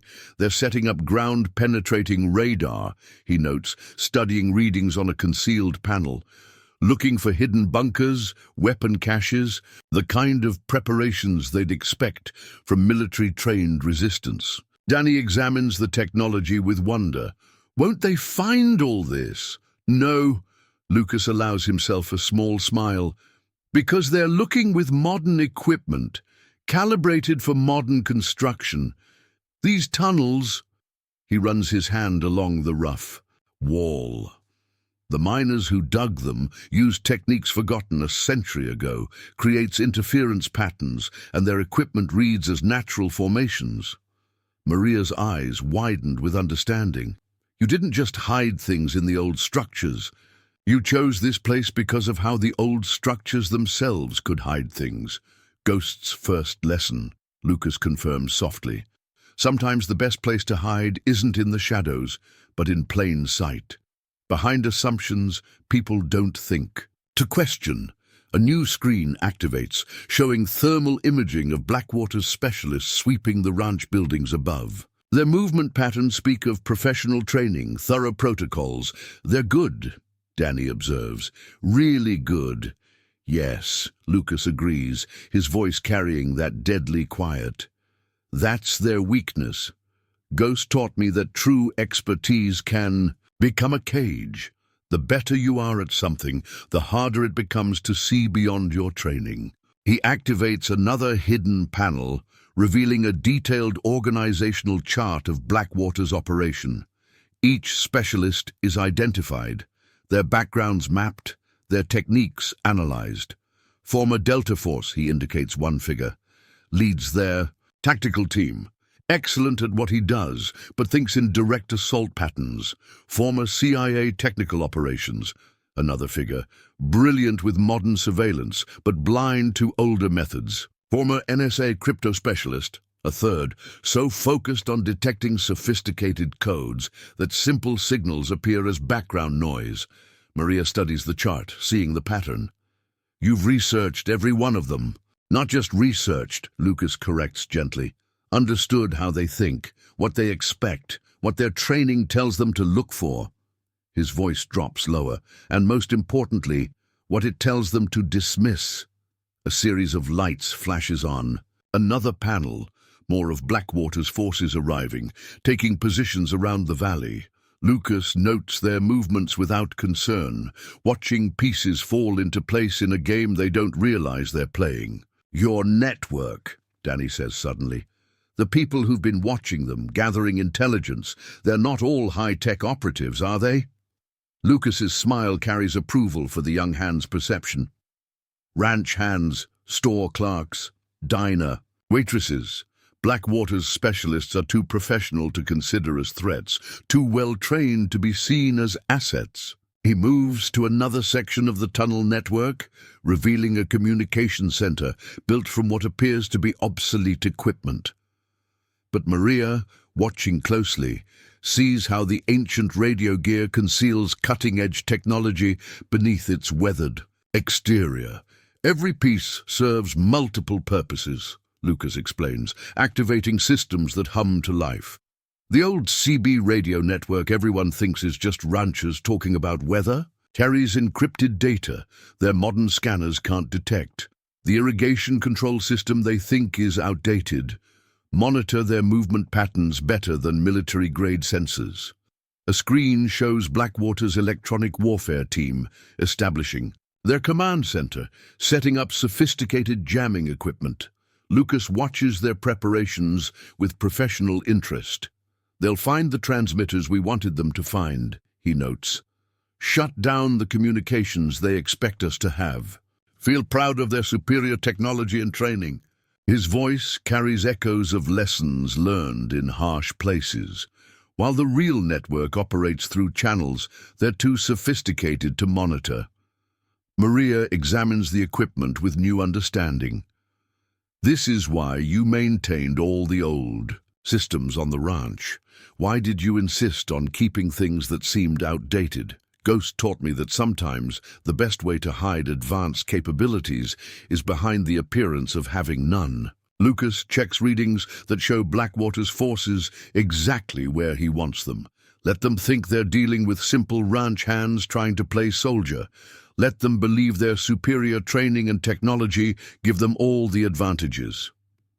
Danny watches the screens with growing excitement, while actually, Lucas finishes softly, they're showing us everything we need to know about how they'll react when they realize their expertise has become their weakness. When all the advantages they think they have suddenly become proof of how thoroughly they've been outmaneuvered. The night deepens as Blackwater's specialists continue their preparations, setting up defenses against threats they've been trained to expect. But in the tunnels beneath their feet, a Ghost's last student prepares to teach them why some lessons about power and preparation go beyond what any modern training can anticipate. The war they think they're fighting isn't the one they're actually in. Because some men don't just remember their training, they remember every lesson about how the appearance of weakness can be stronger than the reality of power, and how the most effective weapon is often the one that seems too simple to be a threat. Pre-dawn light creeps across Dust Valley as Blackwater makes his first serious move. Not the probing attacks of previous hours, but something more coordinated. 3 armored SUVs approach the main gate while construction equipment roars to life at strategic points around the property. Lucas watches from the barn's hayloft, his stillness complete. Through modern optics disguised as old binoculars, he notes details others might miss. How the lead vehicle's suspension rides slightly high, suggesting recently installed armor. How the drivers maintain perfect spacing, revealing specialized training. 8 men in the advance team, he murmurs to Danny, who watches beside him. Another 12 providing overwatch from the ridgeline. All ex-military, probably private security. Contractors from overseas, men used to operate without rules. The young hand squints through the early morning haze. How can you tell? Watch their movement pattern. European private military contractors favor that particular formation. Usually see it in African resource disputes, South American land grabs. Lucas's voice carries that deadly quiet. Ghost made me study every major corporate takeover operation of the last 20 years. Made me learn their playbooks by heart. The lead vehicle stops at the gate. A man in tactical gear emerges, his movement betraying Delta Force training. He carries what appears to be legal documents, but his stance speaks of violence held in check. Last chance. Hernandez. His voice carries across the morning air. We have eminent domain authority from the county. Failure to comply will be met with appropriate force. Miguel Hernandez stands on his front porch, Maria and Rosa flanking him. Their stance carries no fear, only the quiet dignity of people who've worked this land for generations. This is private property, Miguel replies steadily. You have no legal authority here. The tactical team spreads out, taking positions that speak of professional training. But Lucas notes how they focus on obvious threats, missing the subtle changes made to the terrain over 3 years of careful preparation. They're going to breach, Danny whispers, tension rising in his voice. Yes, Lucas agrees softly, but not the way they think. The lead vehicle revs its engine, preparing to ram the gate. Behind it, construction equipment moves forward, ready to begin demolition. The moment stretches like drawn wire, ready to snap. Then Lucas moves. His hand touches a weathered control panel disguised as an old circuit breaker. Systems hidden for 3 years activate in precise sequence. The ground beneath the lead vehicle suddenly liquefies, not from explosives or obvious traps, but from irrigation systems modified to turn packed earth into unstable mud at exactly the right moment. The armored SUV tilts, its wheels spinning uselessly. Its tactical team scrambles to respond, but their training works against them. They move to textbook defensive positions, only to find those positions carefully prepared to become disadvantageous. Hidden lights flash to life, carefully positioned, to throw harsh glare into tactical goggles designed for low-light operations. Equipment that costs thousands of dollars becomes worse than useless, disorienting men who rely too heavily on technology. "Now," Lucas says quietly into a microphone, disguised as an old radio handset, "show them the difference between occupation and understanding." Across the valley, things begin to move. Not the obvious forces Blackwater's men watch for, but something more subtle. Ranch hands who seem to melt into shadows, appearing in places that should be impossible to reach. Old irrigation pipes that turn out to be perfectly positioned barriers. Farm equipment that creates channeling zones no tactical training accounts for. The trapped vehicle's driver guns the engine, but accomplishes nothing except digging deeper into terrain that seems to actively resist them. His radio crackles with confused reports as his support teams find their carefully planned positions becoming traps. "How?" Danny breathes, watching the professional tactical team reduced to confusion without a single shot fired. "Ghost taught me that true control of terrain isn't about holding ground," Lucas replies, his voice carrying echoes of harsh lessons. "It's about understanding it so completely that the land itself becomes your ally."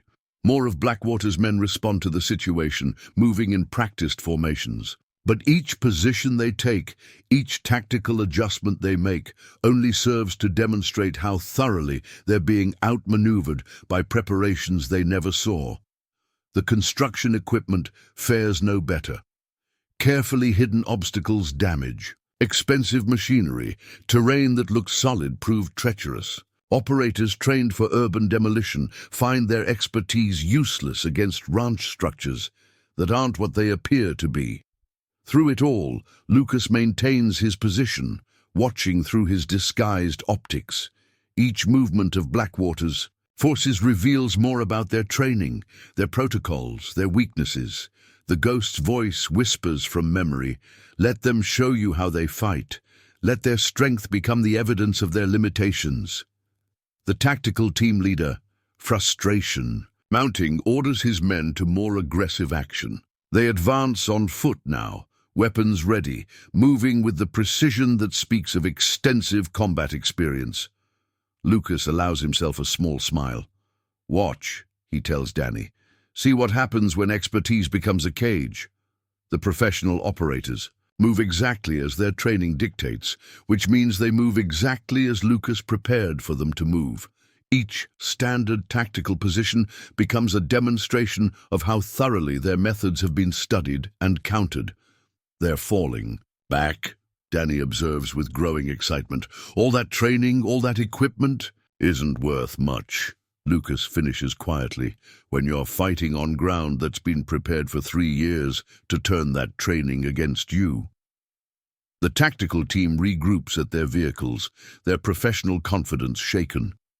Through his optics, Lucas reads their frustration, their growing uncertainty. Men trained to control every situation, finding themselves controlled instead. A new sound cuts through the morning air, helicopter rotors approaching. Blackwater himself arrives to take command of the situation. The aircraft circles once, then lands near the disabled vehicles. Lucas watches through his disguised optics as Blackwater emerges, his face dark with anger. The corporate raider barks orders, demanding explanations from his tactical team. Their responses carry the confusion of men whose expertise has suddenly proven inadequate. "He's going to escalate," Danny predicts. "Bring in more men, more equipment." "Yes," Lucas agrees, his voice carrying that deadly quiet. That's his pattern. When sophisticated methods fail, he falls back on brute force, exactly what we've prepared for. More vehicles approach from the valley roads, reinforcements responding to Blackwater's calls. But Lucas notes how they bunch up at certain points, how their tactical dispersion falls apart in terrain subtly modified to create confusion. "Should we stop them?" Danny asks, hand moving to the weapons he knows are hidden nearby. "No need," Lucas replies softly. "They're doing exactly what we want. committing more resources, revealing more of their capabilities, demonstrating exactly how they react when their initial plans fail. The morning sun climbs higher as Blackwater's forces attempt to regroup. Professional operators, used to controlling every situation, find themselves in an environment where their training works against them, where their expertise has become a limitation, where every move they make only proves how thoroughly they've been outmaneuvered. Lucas begins to pack away his observation gear, each movement still carrying that liquid grace that speaks of violence held in perfect check. "Ghost taught me that the first conflict isn't about winning or losing," he tells Danny. "It's about making the enemy reveal themselves, their methods, their responses, their instincts when things go wrong." "And what did they reveal?" the young hand asks, studying the confusion below. Lucas's smile carries no warmth. "That they're exactly what we prepared for. Men who mistake training for understanding, who think tactical expertise equals true strength." His voice drops lower. "Men who are about to learn why some quiet places are best left undisturbed, and why some lessons about power come at a price higher than they're prepared to pay." The morning deepens as Blackwater's first serious attempt to take the ranch falls apart. Not through violence or direct confrontation, but through the careful preparation of a man who spent 3 years learning every detail of the land he defends. A man who learned from a ghost that true strength isn't in the force you can apply, but in the wisdom to make force unnecessary. The war they thought would be so simple has become something else entirely. Because some men don't just remember their training, they remember every lesson about how expertise can become blindness, how strength can become weakness, and how the most effective defense isn't in what you do, but in what you've already done long before. The enemy knows they need to fear you. Midday heat shimmers across Dust Valley's main street as Sarah Martinez locks the diner's door for the first time in 30 years. Not by choice. Blackwater's latest pressure tactics have escalated beyond subtle threats to direct action. Health inspectors arrive with impossible demands, suppliers suddenly can't make deliveries, and customers find themselves photographed by men in dark SUVs. Lucas watches from across the street, noting details others might miss. The inspector's shoes are wrong for bureaucrats. Tactical boots poorly disguised by cheap dress shoes. Their clipboards hide compact tablets running surveillance software. Most of Blackwater's men play roles they haven't quite mastered. 4. "Business is closed just today," Maria reports, joining him in the shadow of Mason's general store. "Feed stores next. They're choking off everyone who does business with Broken Spur." Lucas studies the empty street with professional interest. "Not just closing businesses," he observes quietly. "Watch how people move now, how they check corners, avoid certain areas. They're creating a climate of fear." A police cruiser rolls past. Not local Deputy Collins this time, but unfamiliar officers from the county seat. Their patrol pattern speaks of intimidation rather than protection. Lucas notes how they position themselves to photograph anyone entering surviving businesses that still deal with the Hernandez family. "Town's dying," Maria says, her voice tight with anger. "Everything our family's built over generations." "No," Lucas corrects gently. "Town's showing us something important. Ghost taught me that pressure reveals truth, not just about enemies, but about communities." As if summoning his words into reality, movement catches his eye. Old Bill Cooper emerges from his feed store, face set with determination. Despite Blackwater's threats, despite the unmarked car recording his customers, he keeps his doors open. More importantly, Lucas notes how other townspeople make a point of shopping there, deliberately walking past the surveillance. "See?" he indicates subtly.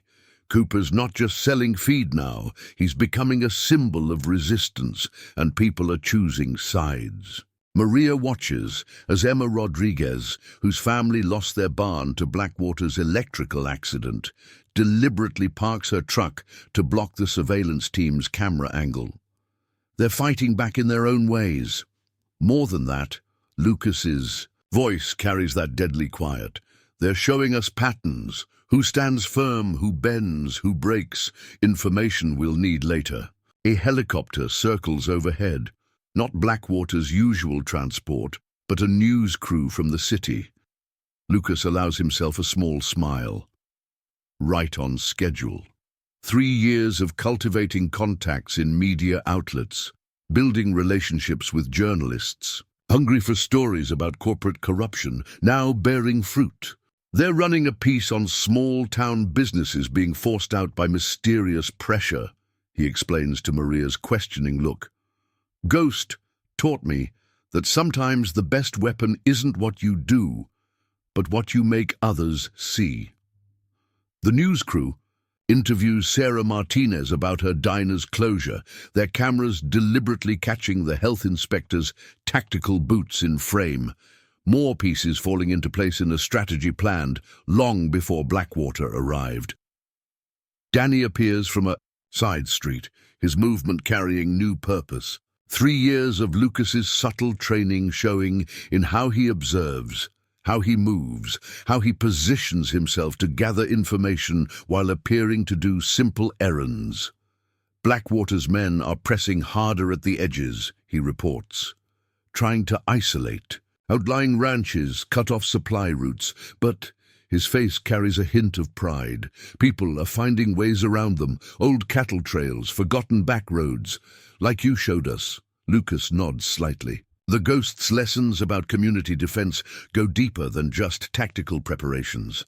They think they're controlling obvious routes, obvious resources, missing the networks that really matter. A truck rumbles past, Miguel Hernandez's old Ford, loaded with supplies. On the surface, it looks like a desperate run to gather resources before Blackwater's blockade tightens. But Lucas sees how other vehicles move in concert with it, how townspeople create casual disruptions that block surveillance, how a community learns to resist without appearing to fight. Your network's bigger than just the ranch hands, Maria realizes, watching the subtle coordination. You've been preparing the whole valley. Ghost taught me that true defense isn't just about protecting places, Lucas replies softly. It's about teaching people to protect themselves, to resist in ways that power can't easily see or stop. More vehicles arrive. Blackwater's forces establishing new checkpoints, tightening their grip on the town. But Lucas notes how their very presence creates opportunities. Every aggressive patrol reveals another gap in their coverage. Every show of force exposes another weakness in their understanding of the community they think they control. They're getting frustrated, Danny observes, making mistakes. Yes, Lucas agrees, his voice carrying echoes of lessons learned in harsh places. Men like Blackwater, they understand force, intimidation, and direct pressure. What they don't understand is how communities adapt, how resistance flows around obstacles like water finding new paths. A commotion erupts near the bank. One of Blackwater's teams rough-handling old Pete Martinez for making a withdrawal without proper authorization. But Lucas sees beyond the obvious confrontation to how the community responds, how witnesses deliberately record the incident, how others manage to be in exactly the right places to document the abuse of power. This is what you've really been building, Maria says quietly. Not just defenses and surveillance, but understanding. Lucas finishes, of how this valley really works. Its people, its rhythms, its hidden strengths that men like Blackwater never see because they're too focused on obvious power. More news crews arrive, drawn by growing reports of corporate intimidation in a small town. Lucas watches their deployment with professional interest. Each story they film, each incident they document, becomes another piece in a larger pattern. One designed to draw attention Blackwater can't afford. They'll retaliate, Danny predicts. Hit harder, try to make examples. Yes, Lucas agrees, his stillness now carrying a different quality. Not just readiness, but certainty. That's their pattern when sophisticated pressure fails. Escalate to direct force, show their true nature. A black SUV screams past, its driver's frustration showing in aggressive acceleration. Lucas notes the vehicle's details without seeming to look. Diplomatic plates, suggesting Blackwater's bringing in foreign contractors. Another piece of evidence for journalists to find. Another thread in a web 3 years in the making. Ghost taught me that every victory has a price, he tells Maria and Danny as they watch the town's transformation. The trick isn't in avoiding that price, but in making sure your enemy pays more than they can afford. The afternoon deepens as Dust Valley adapts to siege conditions. But beneath the surface fear and pressure, Lucas sees something else emerging. A community learning its own strength, discovering ways to resist that no amount of corporate power can easily counter. The war Blackwater thinks he's winning isn't just against one ranch or one family anymore. It's against something he never considered important enough to study, the quiet strength of a small town that's learning to fight back in ways that force and money can't easily overcome. Because some men don't just remember their training, they remember every lesson about how true power isn't in what you can take, but in what you can inspire others to defend. Not in the force you can apply, but in the resistance you can awaken in those who finally learned that some things are worth fighting for, even if that fight never involves a single act of violence. The valley's transformation continues as sunset approaches. Each closed business becomes a symbol of resistance. Each act of corporate intimidation becomes evidence for future use. Each show of force reveals more about how power works and how it can be turned against itself by those who understand that true strength often lies in how a community chooses to stand together against those who mistake wealth for wisdom and force for right. Inside Mason's general store, Earl Mason hosts what appears to be a simple gathering of worried business owners. But Lucas, watching through carefully positioned cameras, sees deeper patterns emerging, the Ghost's lessons about community organization playing out in real time. They're not just sharing information, he explains to Maria as they monitor the meeting from his hidden command center. Watch how they position themselves, who speaks to whom, natural leadership structures forming, resistance networks taking shape. The store's back room is filled with people who've never considered themselves. Waiters, Sarah Martinez from the diner, Pete Cooper from the feed store, Doc Wilson from the veterinary clinic. Each bringing reports of Blackwater's pressure tactics, each discovering their own role in a resistance they never trained for. Your work with the town's security cameras, Maria observes, watching multiple feeds. It wasn't just about surveillance, was it? Lucas allows himself a small smile. Ghost taught me that the best defense network isn't the one you build, it's the one that builds itself when people realize they need it. He indicates how townspeople now instinctively position themselves to document Blackwater's activities, using phones and cameras in ways that seem casual but create comprehensive coverage. A new figure enters Mason's store, Judge Anderson's clerk, Rebecca Hayes. Her presence catches everyone's attention. The judge himself may have been pressured into leaving town, but his clerk carries something more valuable than authority. Documents, Lucas notes quietly. Records of property transactions, banking patterns, corporate filings. Everything Blackwater thought would disappear when he pressured the judge to leave. His voice carries that deadly quiet. Everything we spent 3 years teaching people to quietly copy, protect, preserve. Danny enters through the store's back entrance, his movement showing new confidence. Blackwater's men are watching the front, but they're missing the real meeting. Where? Maria asks, Everywhere, Lucas replies softly. Beauty salon, hardware store, church basement. Small groups, nothing obvious. Ghost taught me that true resistance isn't in big gatherings.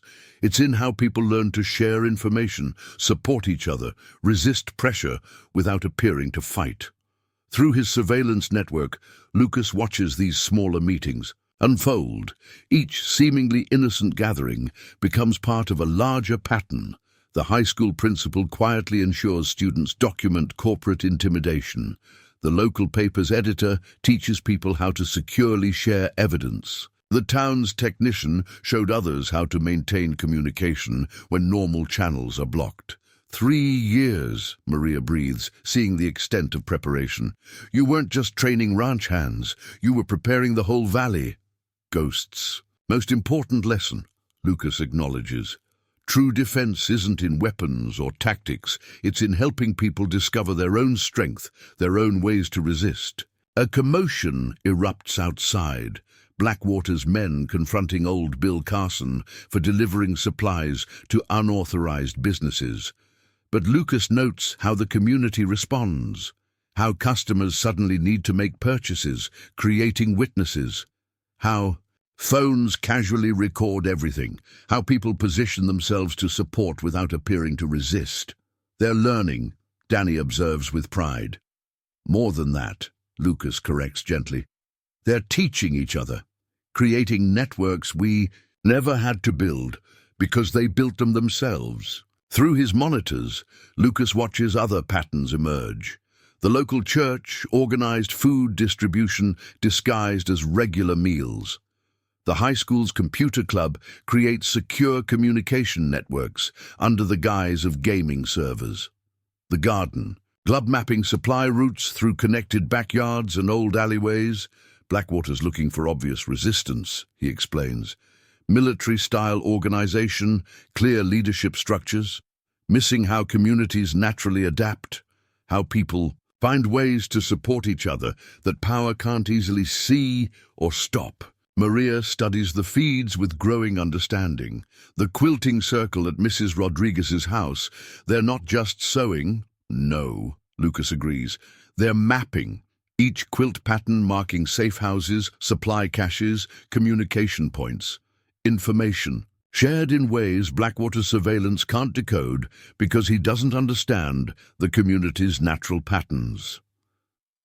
More of Blackwater's forces arrive, establishing new checkpoints, increasing pressure. But Lucas sees how each act of intimidation strengthens the community's resolve, how every closed business becomes a reason for others to find new ways to help, how pressure intended to break connections actually forces people to forge stronger. They're getting desperate, Danny notes, watching Blackwater's men become more aggressive, making threats they can't hide anymore.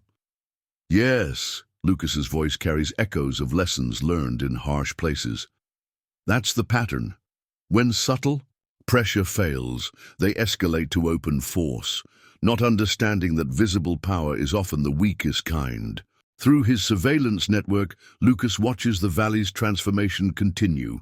Each act of corporate intimidation documented, each piece of evidence preserved, each show of force becoming part of a larger pattern that will eventually prove more damaging to Blackwater than any direct confrontation. The war they think they're fighting isn't just against one ranch or one family. It's against something more powerful than force or money. A community discovering its own strength, learning to resist in ways that power can't easily counter, because it never thinks to look for resistance in quilting circles, garden clubs, or high school computer classes. Because some men don't just remember their training, they remember every lesson about how true power isn't in what you can force people to do, but in what you can inspire them to become. Not in the strength you can show, but in the strength you can help others discover in themselves. The afternoon light fades as Dust Valley continues its quiet transformation. Each closed business becomes another reason for the community to adapt. Each act of intimidation creates new networks of support. Each show of force reveals more about how power works and how it can be defeated by those who understand that True strength often lies not in fighting back, but in standing together in ways that force and money can never overcome. Night wraps around Blackwater's command post at the former Carson Ranch like a shroud. Inside the hastily converted barn, James Blackwater stands before a tactical display, his face illuminated by screens showing surveillance feeds. But the corporate raider's usual confident smile has been replaced by something harder, more primal. "Nothing," he growls, tossing another failed intelligence report aside. 3 days of operations, top-tier contractors, state-of-the-art equipment, and we have nothing on him. It's like Morgan didn't exist 3 years ago. His intelligence chief, a former CIA analyst named Webster, studies data scrolling across multiple screens. No military record, no employment history, no digital footprint, even his social security number. The analyst pauses, professional confidence shaken. It's perfect. Too perfect. Blackwater moves to the window, watching his forces patrol the property, expensive vehicles, professional operators, cutting-edge technology, all of it feeling suddenly inadequate against one quiet ranch hand who moves like a ghost. "The demolition team's equipment," he says quietly, dangerous anger in his voice. "Show me again." Webster brings up footage from their failed operation. Machinery worth millions, rendered useless not by violence or obvious sabotage, but by terrain that seemed to actively resist them. Ground that looked solid became unstable, slopes that appeared gentle proving impossible to navigate. "He didn't just prepare the land," Webster observes. "He studied our likely approaches, our standard operating procedures, knew exactly how we'd try to move heavy equipment." Not just the land. Blackwater's voice carries the frustration of a man unused. To being outmaneuvered. The town, the people, the whole valley, every pressure point we target, every standard tactic we employ, is met with responses that seem random but aren't, Webster finishes. Civilian resistance that looks uncoordinated but follows patterns, like they've been prepared for exactly this situation. A new figure enters.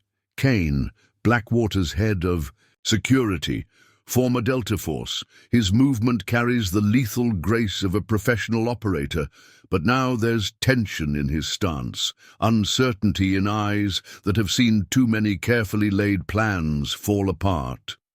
"Local sources are drying up," Kane reports. "Not just being uncooperative, actively feeding us bad information. Even the people we thought we'd turn to are playing us." Blackwater finishes, his knuckles white on the window frame, "using our own intelligence gathering against us." The tactical display updates with new information, showing more of their operations falling apart.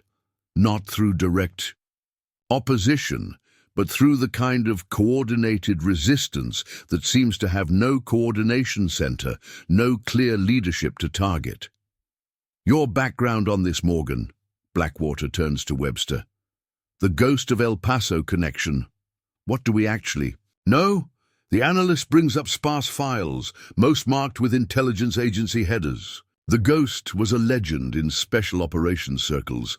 No confirmed identity, no photos, but his work. Webster pauses, professional detachment cracking slightly. He could dismantle entire criminal organizations, destabilize corrupt governments, not through direct action, but through teaching others how to resist, Kane fills in, his voice carrying reluctant admiration. Through turning communities into weapons that power can't easily fight. Blackwater studies tactical footage from their failed operations. His eyes track Lucas's movement patterns, the liquid grace that speaks of training beyond anything corporate. Money can buy. If Morgan really trained under the Ghost, Webster says carefully, then we're not just fighting one man, we're fighting a legacy. Blackwater's voice carries a dangerous quiet. A methodology designed to turn power against itself. He turns from the window, decision hardening his face. "So we changed the game. No more subtle pressure, no more corporate tactics." Kane, the security chief, straightens. "Sir," Call in everyone. Every contractor, every specialist, every asset we have. I want overwhelming force. The media attention, Webster starts, won't matter once it's done. Blackwater's smile carries no warmth. Sometimes you have to burn down a valley to save it. Kane studies the tactical display with professional interest. He'll see it coming, already has countermeasures in place. Then we'll hit him with something he can't counter. Blackwater activates a secure phone line, one reserved for contacts even his inner circle doesn't know about. Time to call in markers from my less official associates. A new presence enters, Sophia Chen, Blackwater's corporate fixer. Her expensive suit and polished demeanor mask a predatory intelligence that's made her invaluable in other hostile takeovers. The media narrative is shifting, she reports, a tablet displaying multiple news feeds. Local interest becoming national, corporate corruption angle gaining traction. Doesn't matter, Blackwater dismisses. Once we have the land, once we make examples. He pauses, studying a particular news image. Lucas in the background of a town meeting, his stillness carrying that deadly quality that speaks of violence held in perfect check. Sir, Webster ventures carefully, if we escalate to direct force, given Morgan's training, his preparation is exactly why we have to end this now. Blackwater cuts him off. Every day we wait, every failed operation, every show of resistance. His fist connects with the tactical display.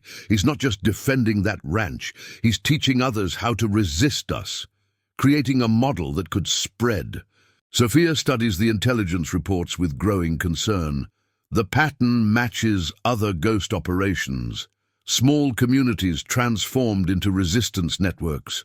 Corporate takeovers reversed not through violence, but through turning our own methods against us, Blackwater finishes, through making the cost of victory higher than we can afford to pay.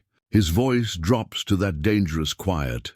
Unless we change the calculation, make the cost of resistance something no community can bear. Kane brings up satellite imagery showing potential deployment zones for their expanded forces. We'll need to move fast, hit multiple targets simultaneously, overwhelming force at every point. Not just force, Blackwater corrects, fear. Break their spirits so completely that no one else dares try what this valley has done. He turns to his assembled command team. I want operational plans within the hour, full deployment by dawn. As his subordinates disperse to prepare for escalation, Blackwater returns to the window. His reflection shows something new in his eyes, not just anger or frustration, but recognition, understanding that he's facing something his money and power haven't prepared him to fight. Through multiple screens, he watches his forces patrol the valley. Professional operators, advanced technology, overwhelming firepower, all of it feeling suddenly inadequate against one quiet man who spent 3 years preparing this community for exactly this kind of fight. But Blackwater didn't build his empire by accepting defeat. If Morgan wants to teach lessons about power and resistance, then Blackwater will teach his own lesson about what happens when a corporate force stops pretending to be civilized and shows its true nature. The night deepens as preparations for escalation begin. More forces arrive. Not just corporate contractors now, but darker assets, men whose services aren't listed in any official ledger. Equipment moves into position, not for show or intimidation, but for the kind of operation that leaves no room for resistance. The war they thought would be so simple has become something else entirely. But some men don't accept being outmaneuvered, being taught lessons about their own limitations. Some men respond to sophisticated resistance with brutal simplicity, never understanding that their greatest weakness isn't in their tactics or their technology, but in their inability to see beyond the kind of power that money can buy and force can deliver. Dawn approaches as Blackwater finalizes his plans for escalation.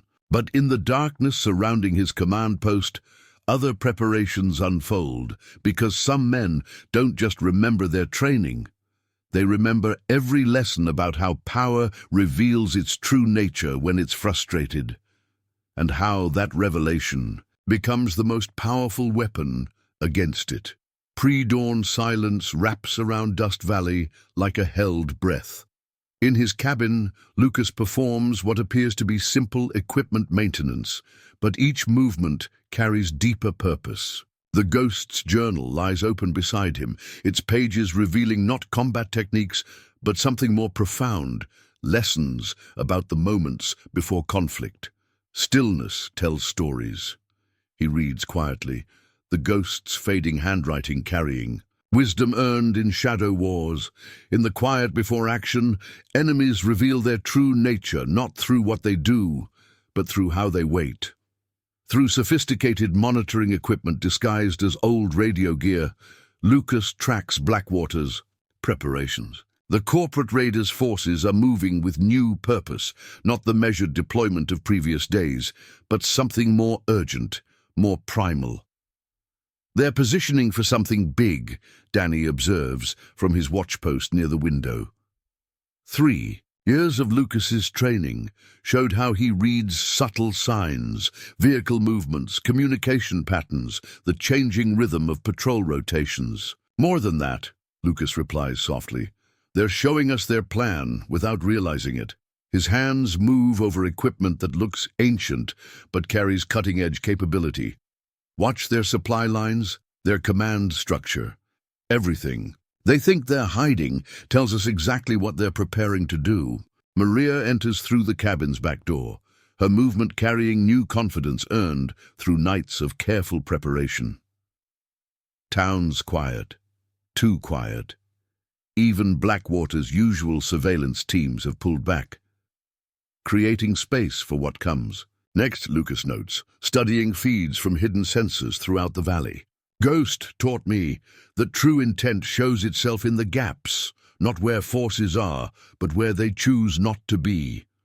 The tactical display reveals patterns invisible to untrained eyes.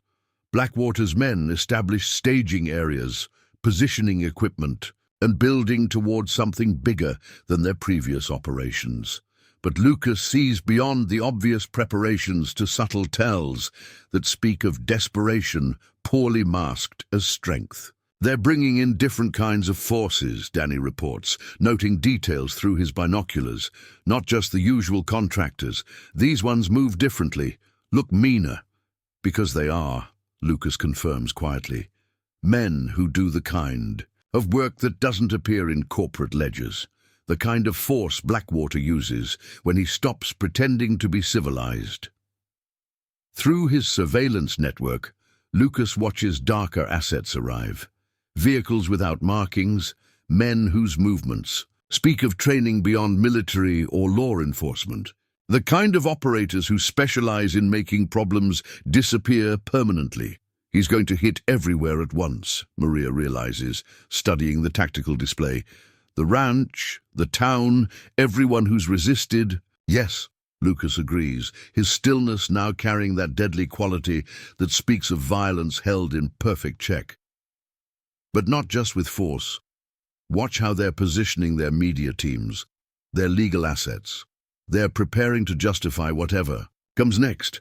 A helicopter passes overhead, flying dark, despite regulations. Lucas tracks its movement pattern, noting how it maps approaches to specific targets. Not just the ranch now, but the homes of everyone who's shown support, everyone who's refused to bend to corporate pressure. Should we warn people? Danny asks, hand unconsciously moving to the weapons he now carries with professional confidence. Already. Done, Lucas replies softly. Watch.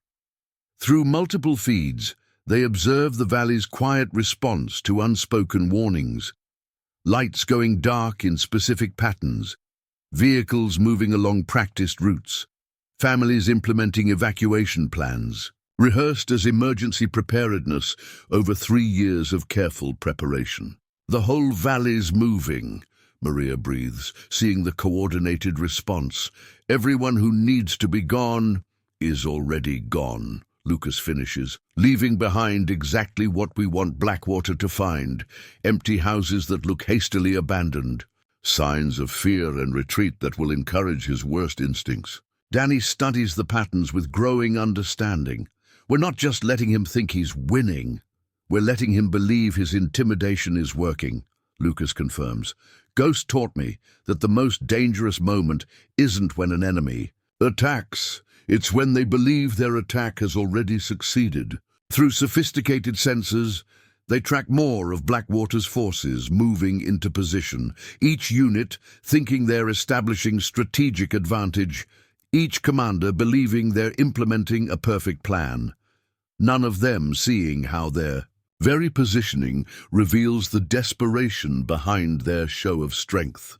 They'll come at dawn, Maria predicts, reading the signs of imminent action. No, Lucas corrects gently.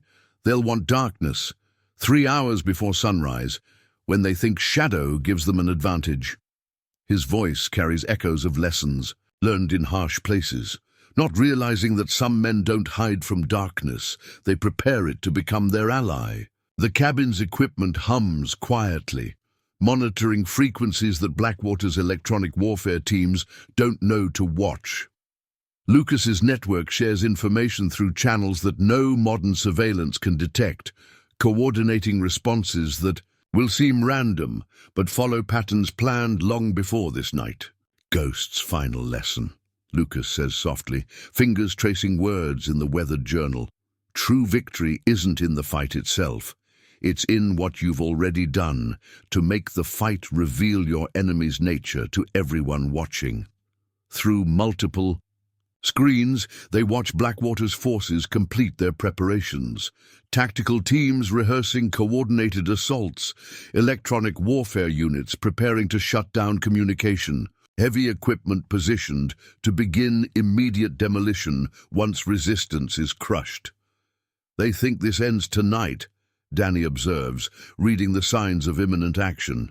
It does, Lucas agrees, his stillness now carrying absolute certainty. Just not the way they expect. Ghost taught me that every operation has a moment of perfect clarity, when all the preparation, all the planning, all the careful groundwork suddenly... His voice trails off as new information flows through hidden channels. Blackwater's final. Assets arriving. Not just corporate contractors now, but men whose very presence speaks of lines about to be crossed, of power about to reveal its true nature. Keep watching, Lucas tells his companions. Remember every detail, because tonight isn't just about defending what matters. It's about showing everyone exactly what happens when corporate power stops pretending to be civilized and shows what it really is. The valley holds its breath as final preparations unfold on both sides. Blackwater's forces are positioning for what they believe will be a decisive operation, never seeing how their very preparation reveals weaknesses that will prove fatal to more than just their tactical plans. The war they think they're about to win isn't the one they're actually fighting. Because some men don't just remember their training, they remember every lesson about how power reveals its true nature in the quiet moments before action, and how that revelation becomes the weapon that ensures not just defeat, but complete understanding of why some quiet places and some peaceful men are best left undisturbed. 3 hours before dawn, Blackwater launches his massive offensive. Armored vehicles surge forward from multiple directions, their headlights cutting through darkness like predatory eyes. Attack helicopters circle overhead, rotors throwing shifting shadows across the valley floor. At the ranch, construction equipment roars to life, preparing to begin immediate demolition once resistance is crushed. But the valley that meets this overwhelming force isn't what Blackwater expected. Lucas stands on his cabin's porch, his stillness complete as he watches the approaching forces through technology disguised as old binoculars. Their movement patterns tell him everything, not just about their tactical plans, but about the desperation driving them. 50 vehicles, he notes quietly to Maria and Danny, who monitor sophisticated equipment inside. 300 men, split into strike teams, approaching exactly along the routes we prepared them to take. The first wave hits prepared ground, terrain that looks solid but isn't, slopes that appear gentle but become impossible to navigate. Not through obvious traps or explosives, but through 3 years of careful modification that turns the valley itself into an active defender. They're splitting forces, Danny reports, watching multiple feeds. Just like you said they would, each team is trying to maintain tactical spacing, while actually isolating themselves. Lucas finishes softly. Ghost taught me that men who rely too much on training become predictable. They follow patterns they think are proven, never seeing how those patterns can become traps. Blackwater's electronic warfare teams strike next, deploying sophisticated jamming equipment to cut off communication. But Lucas's network doesn't rely on frequencies they know to monitor. Information flows through channels disguised as old ranch, equipment through systems that appear too primitive to be threats. First team bogged down in Sector 4, Maria reports from the command center, hidden beneath the cabin. Second team finding their night vision equipment suddenly useless. Lucas allows himself a small smile. 3 years of studying military-grade optical systems, learning their vulnerabilities, positioning counters that seem like natural features.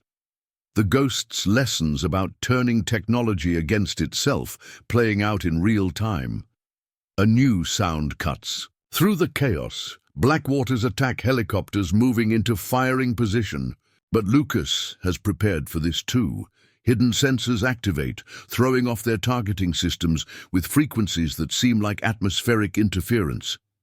Pilots used to relying on advanced technology suddenly find themselves flying blind.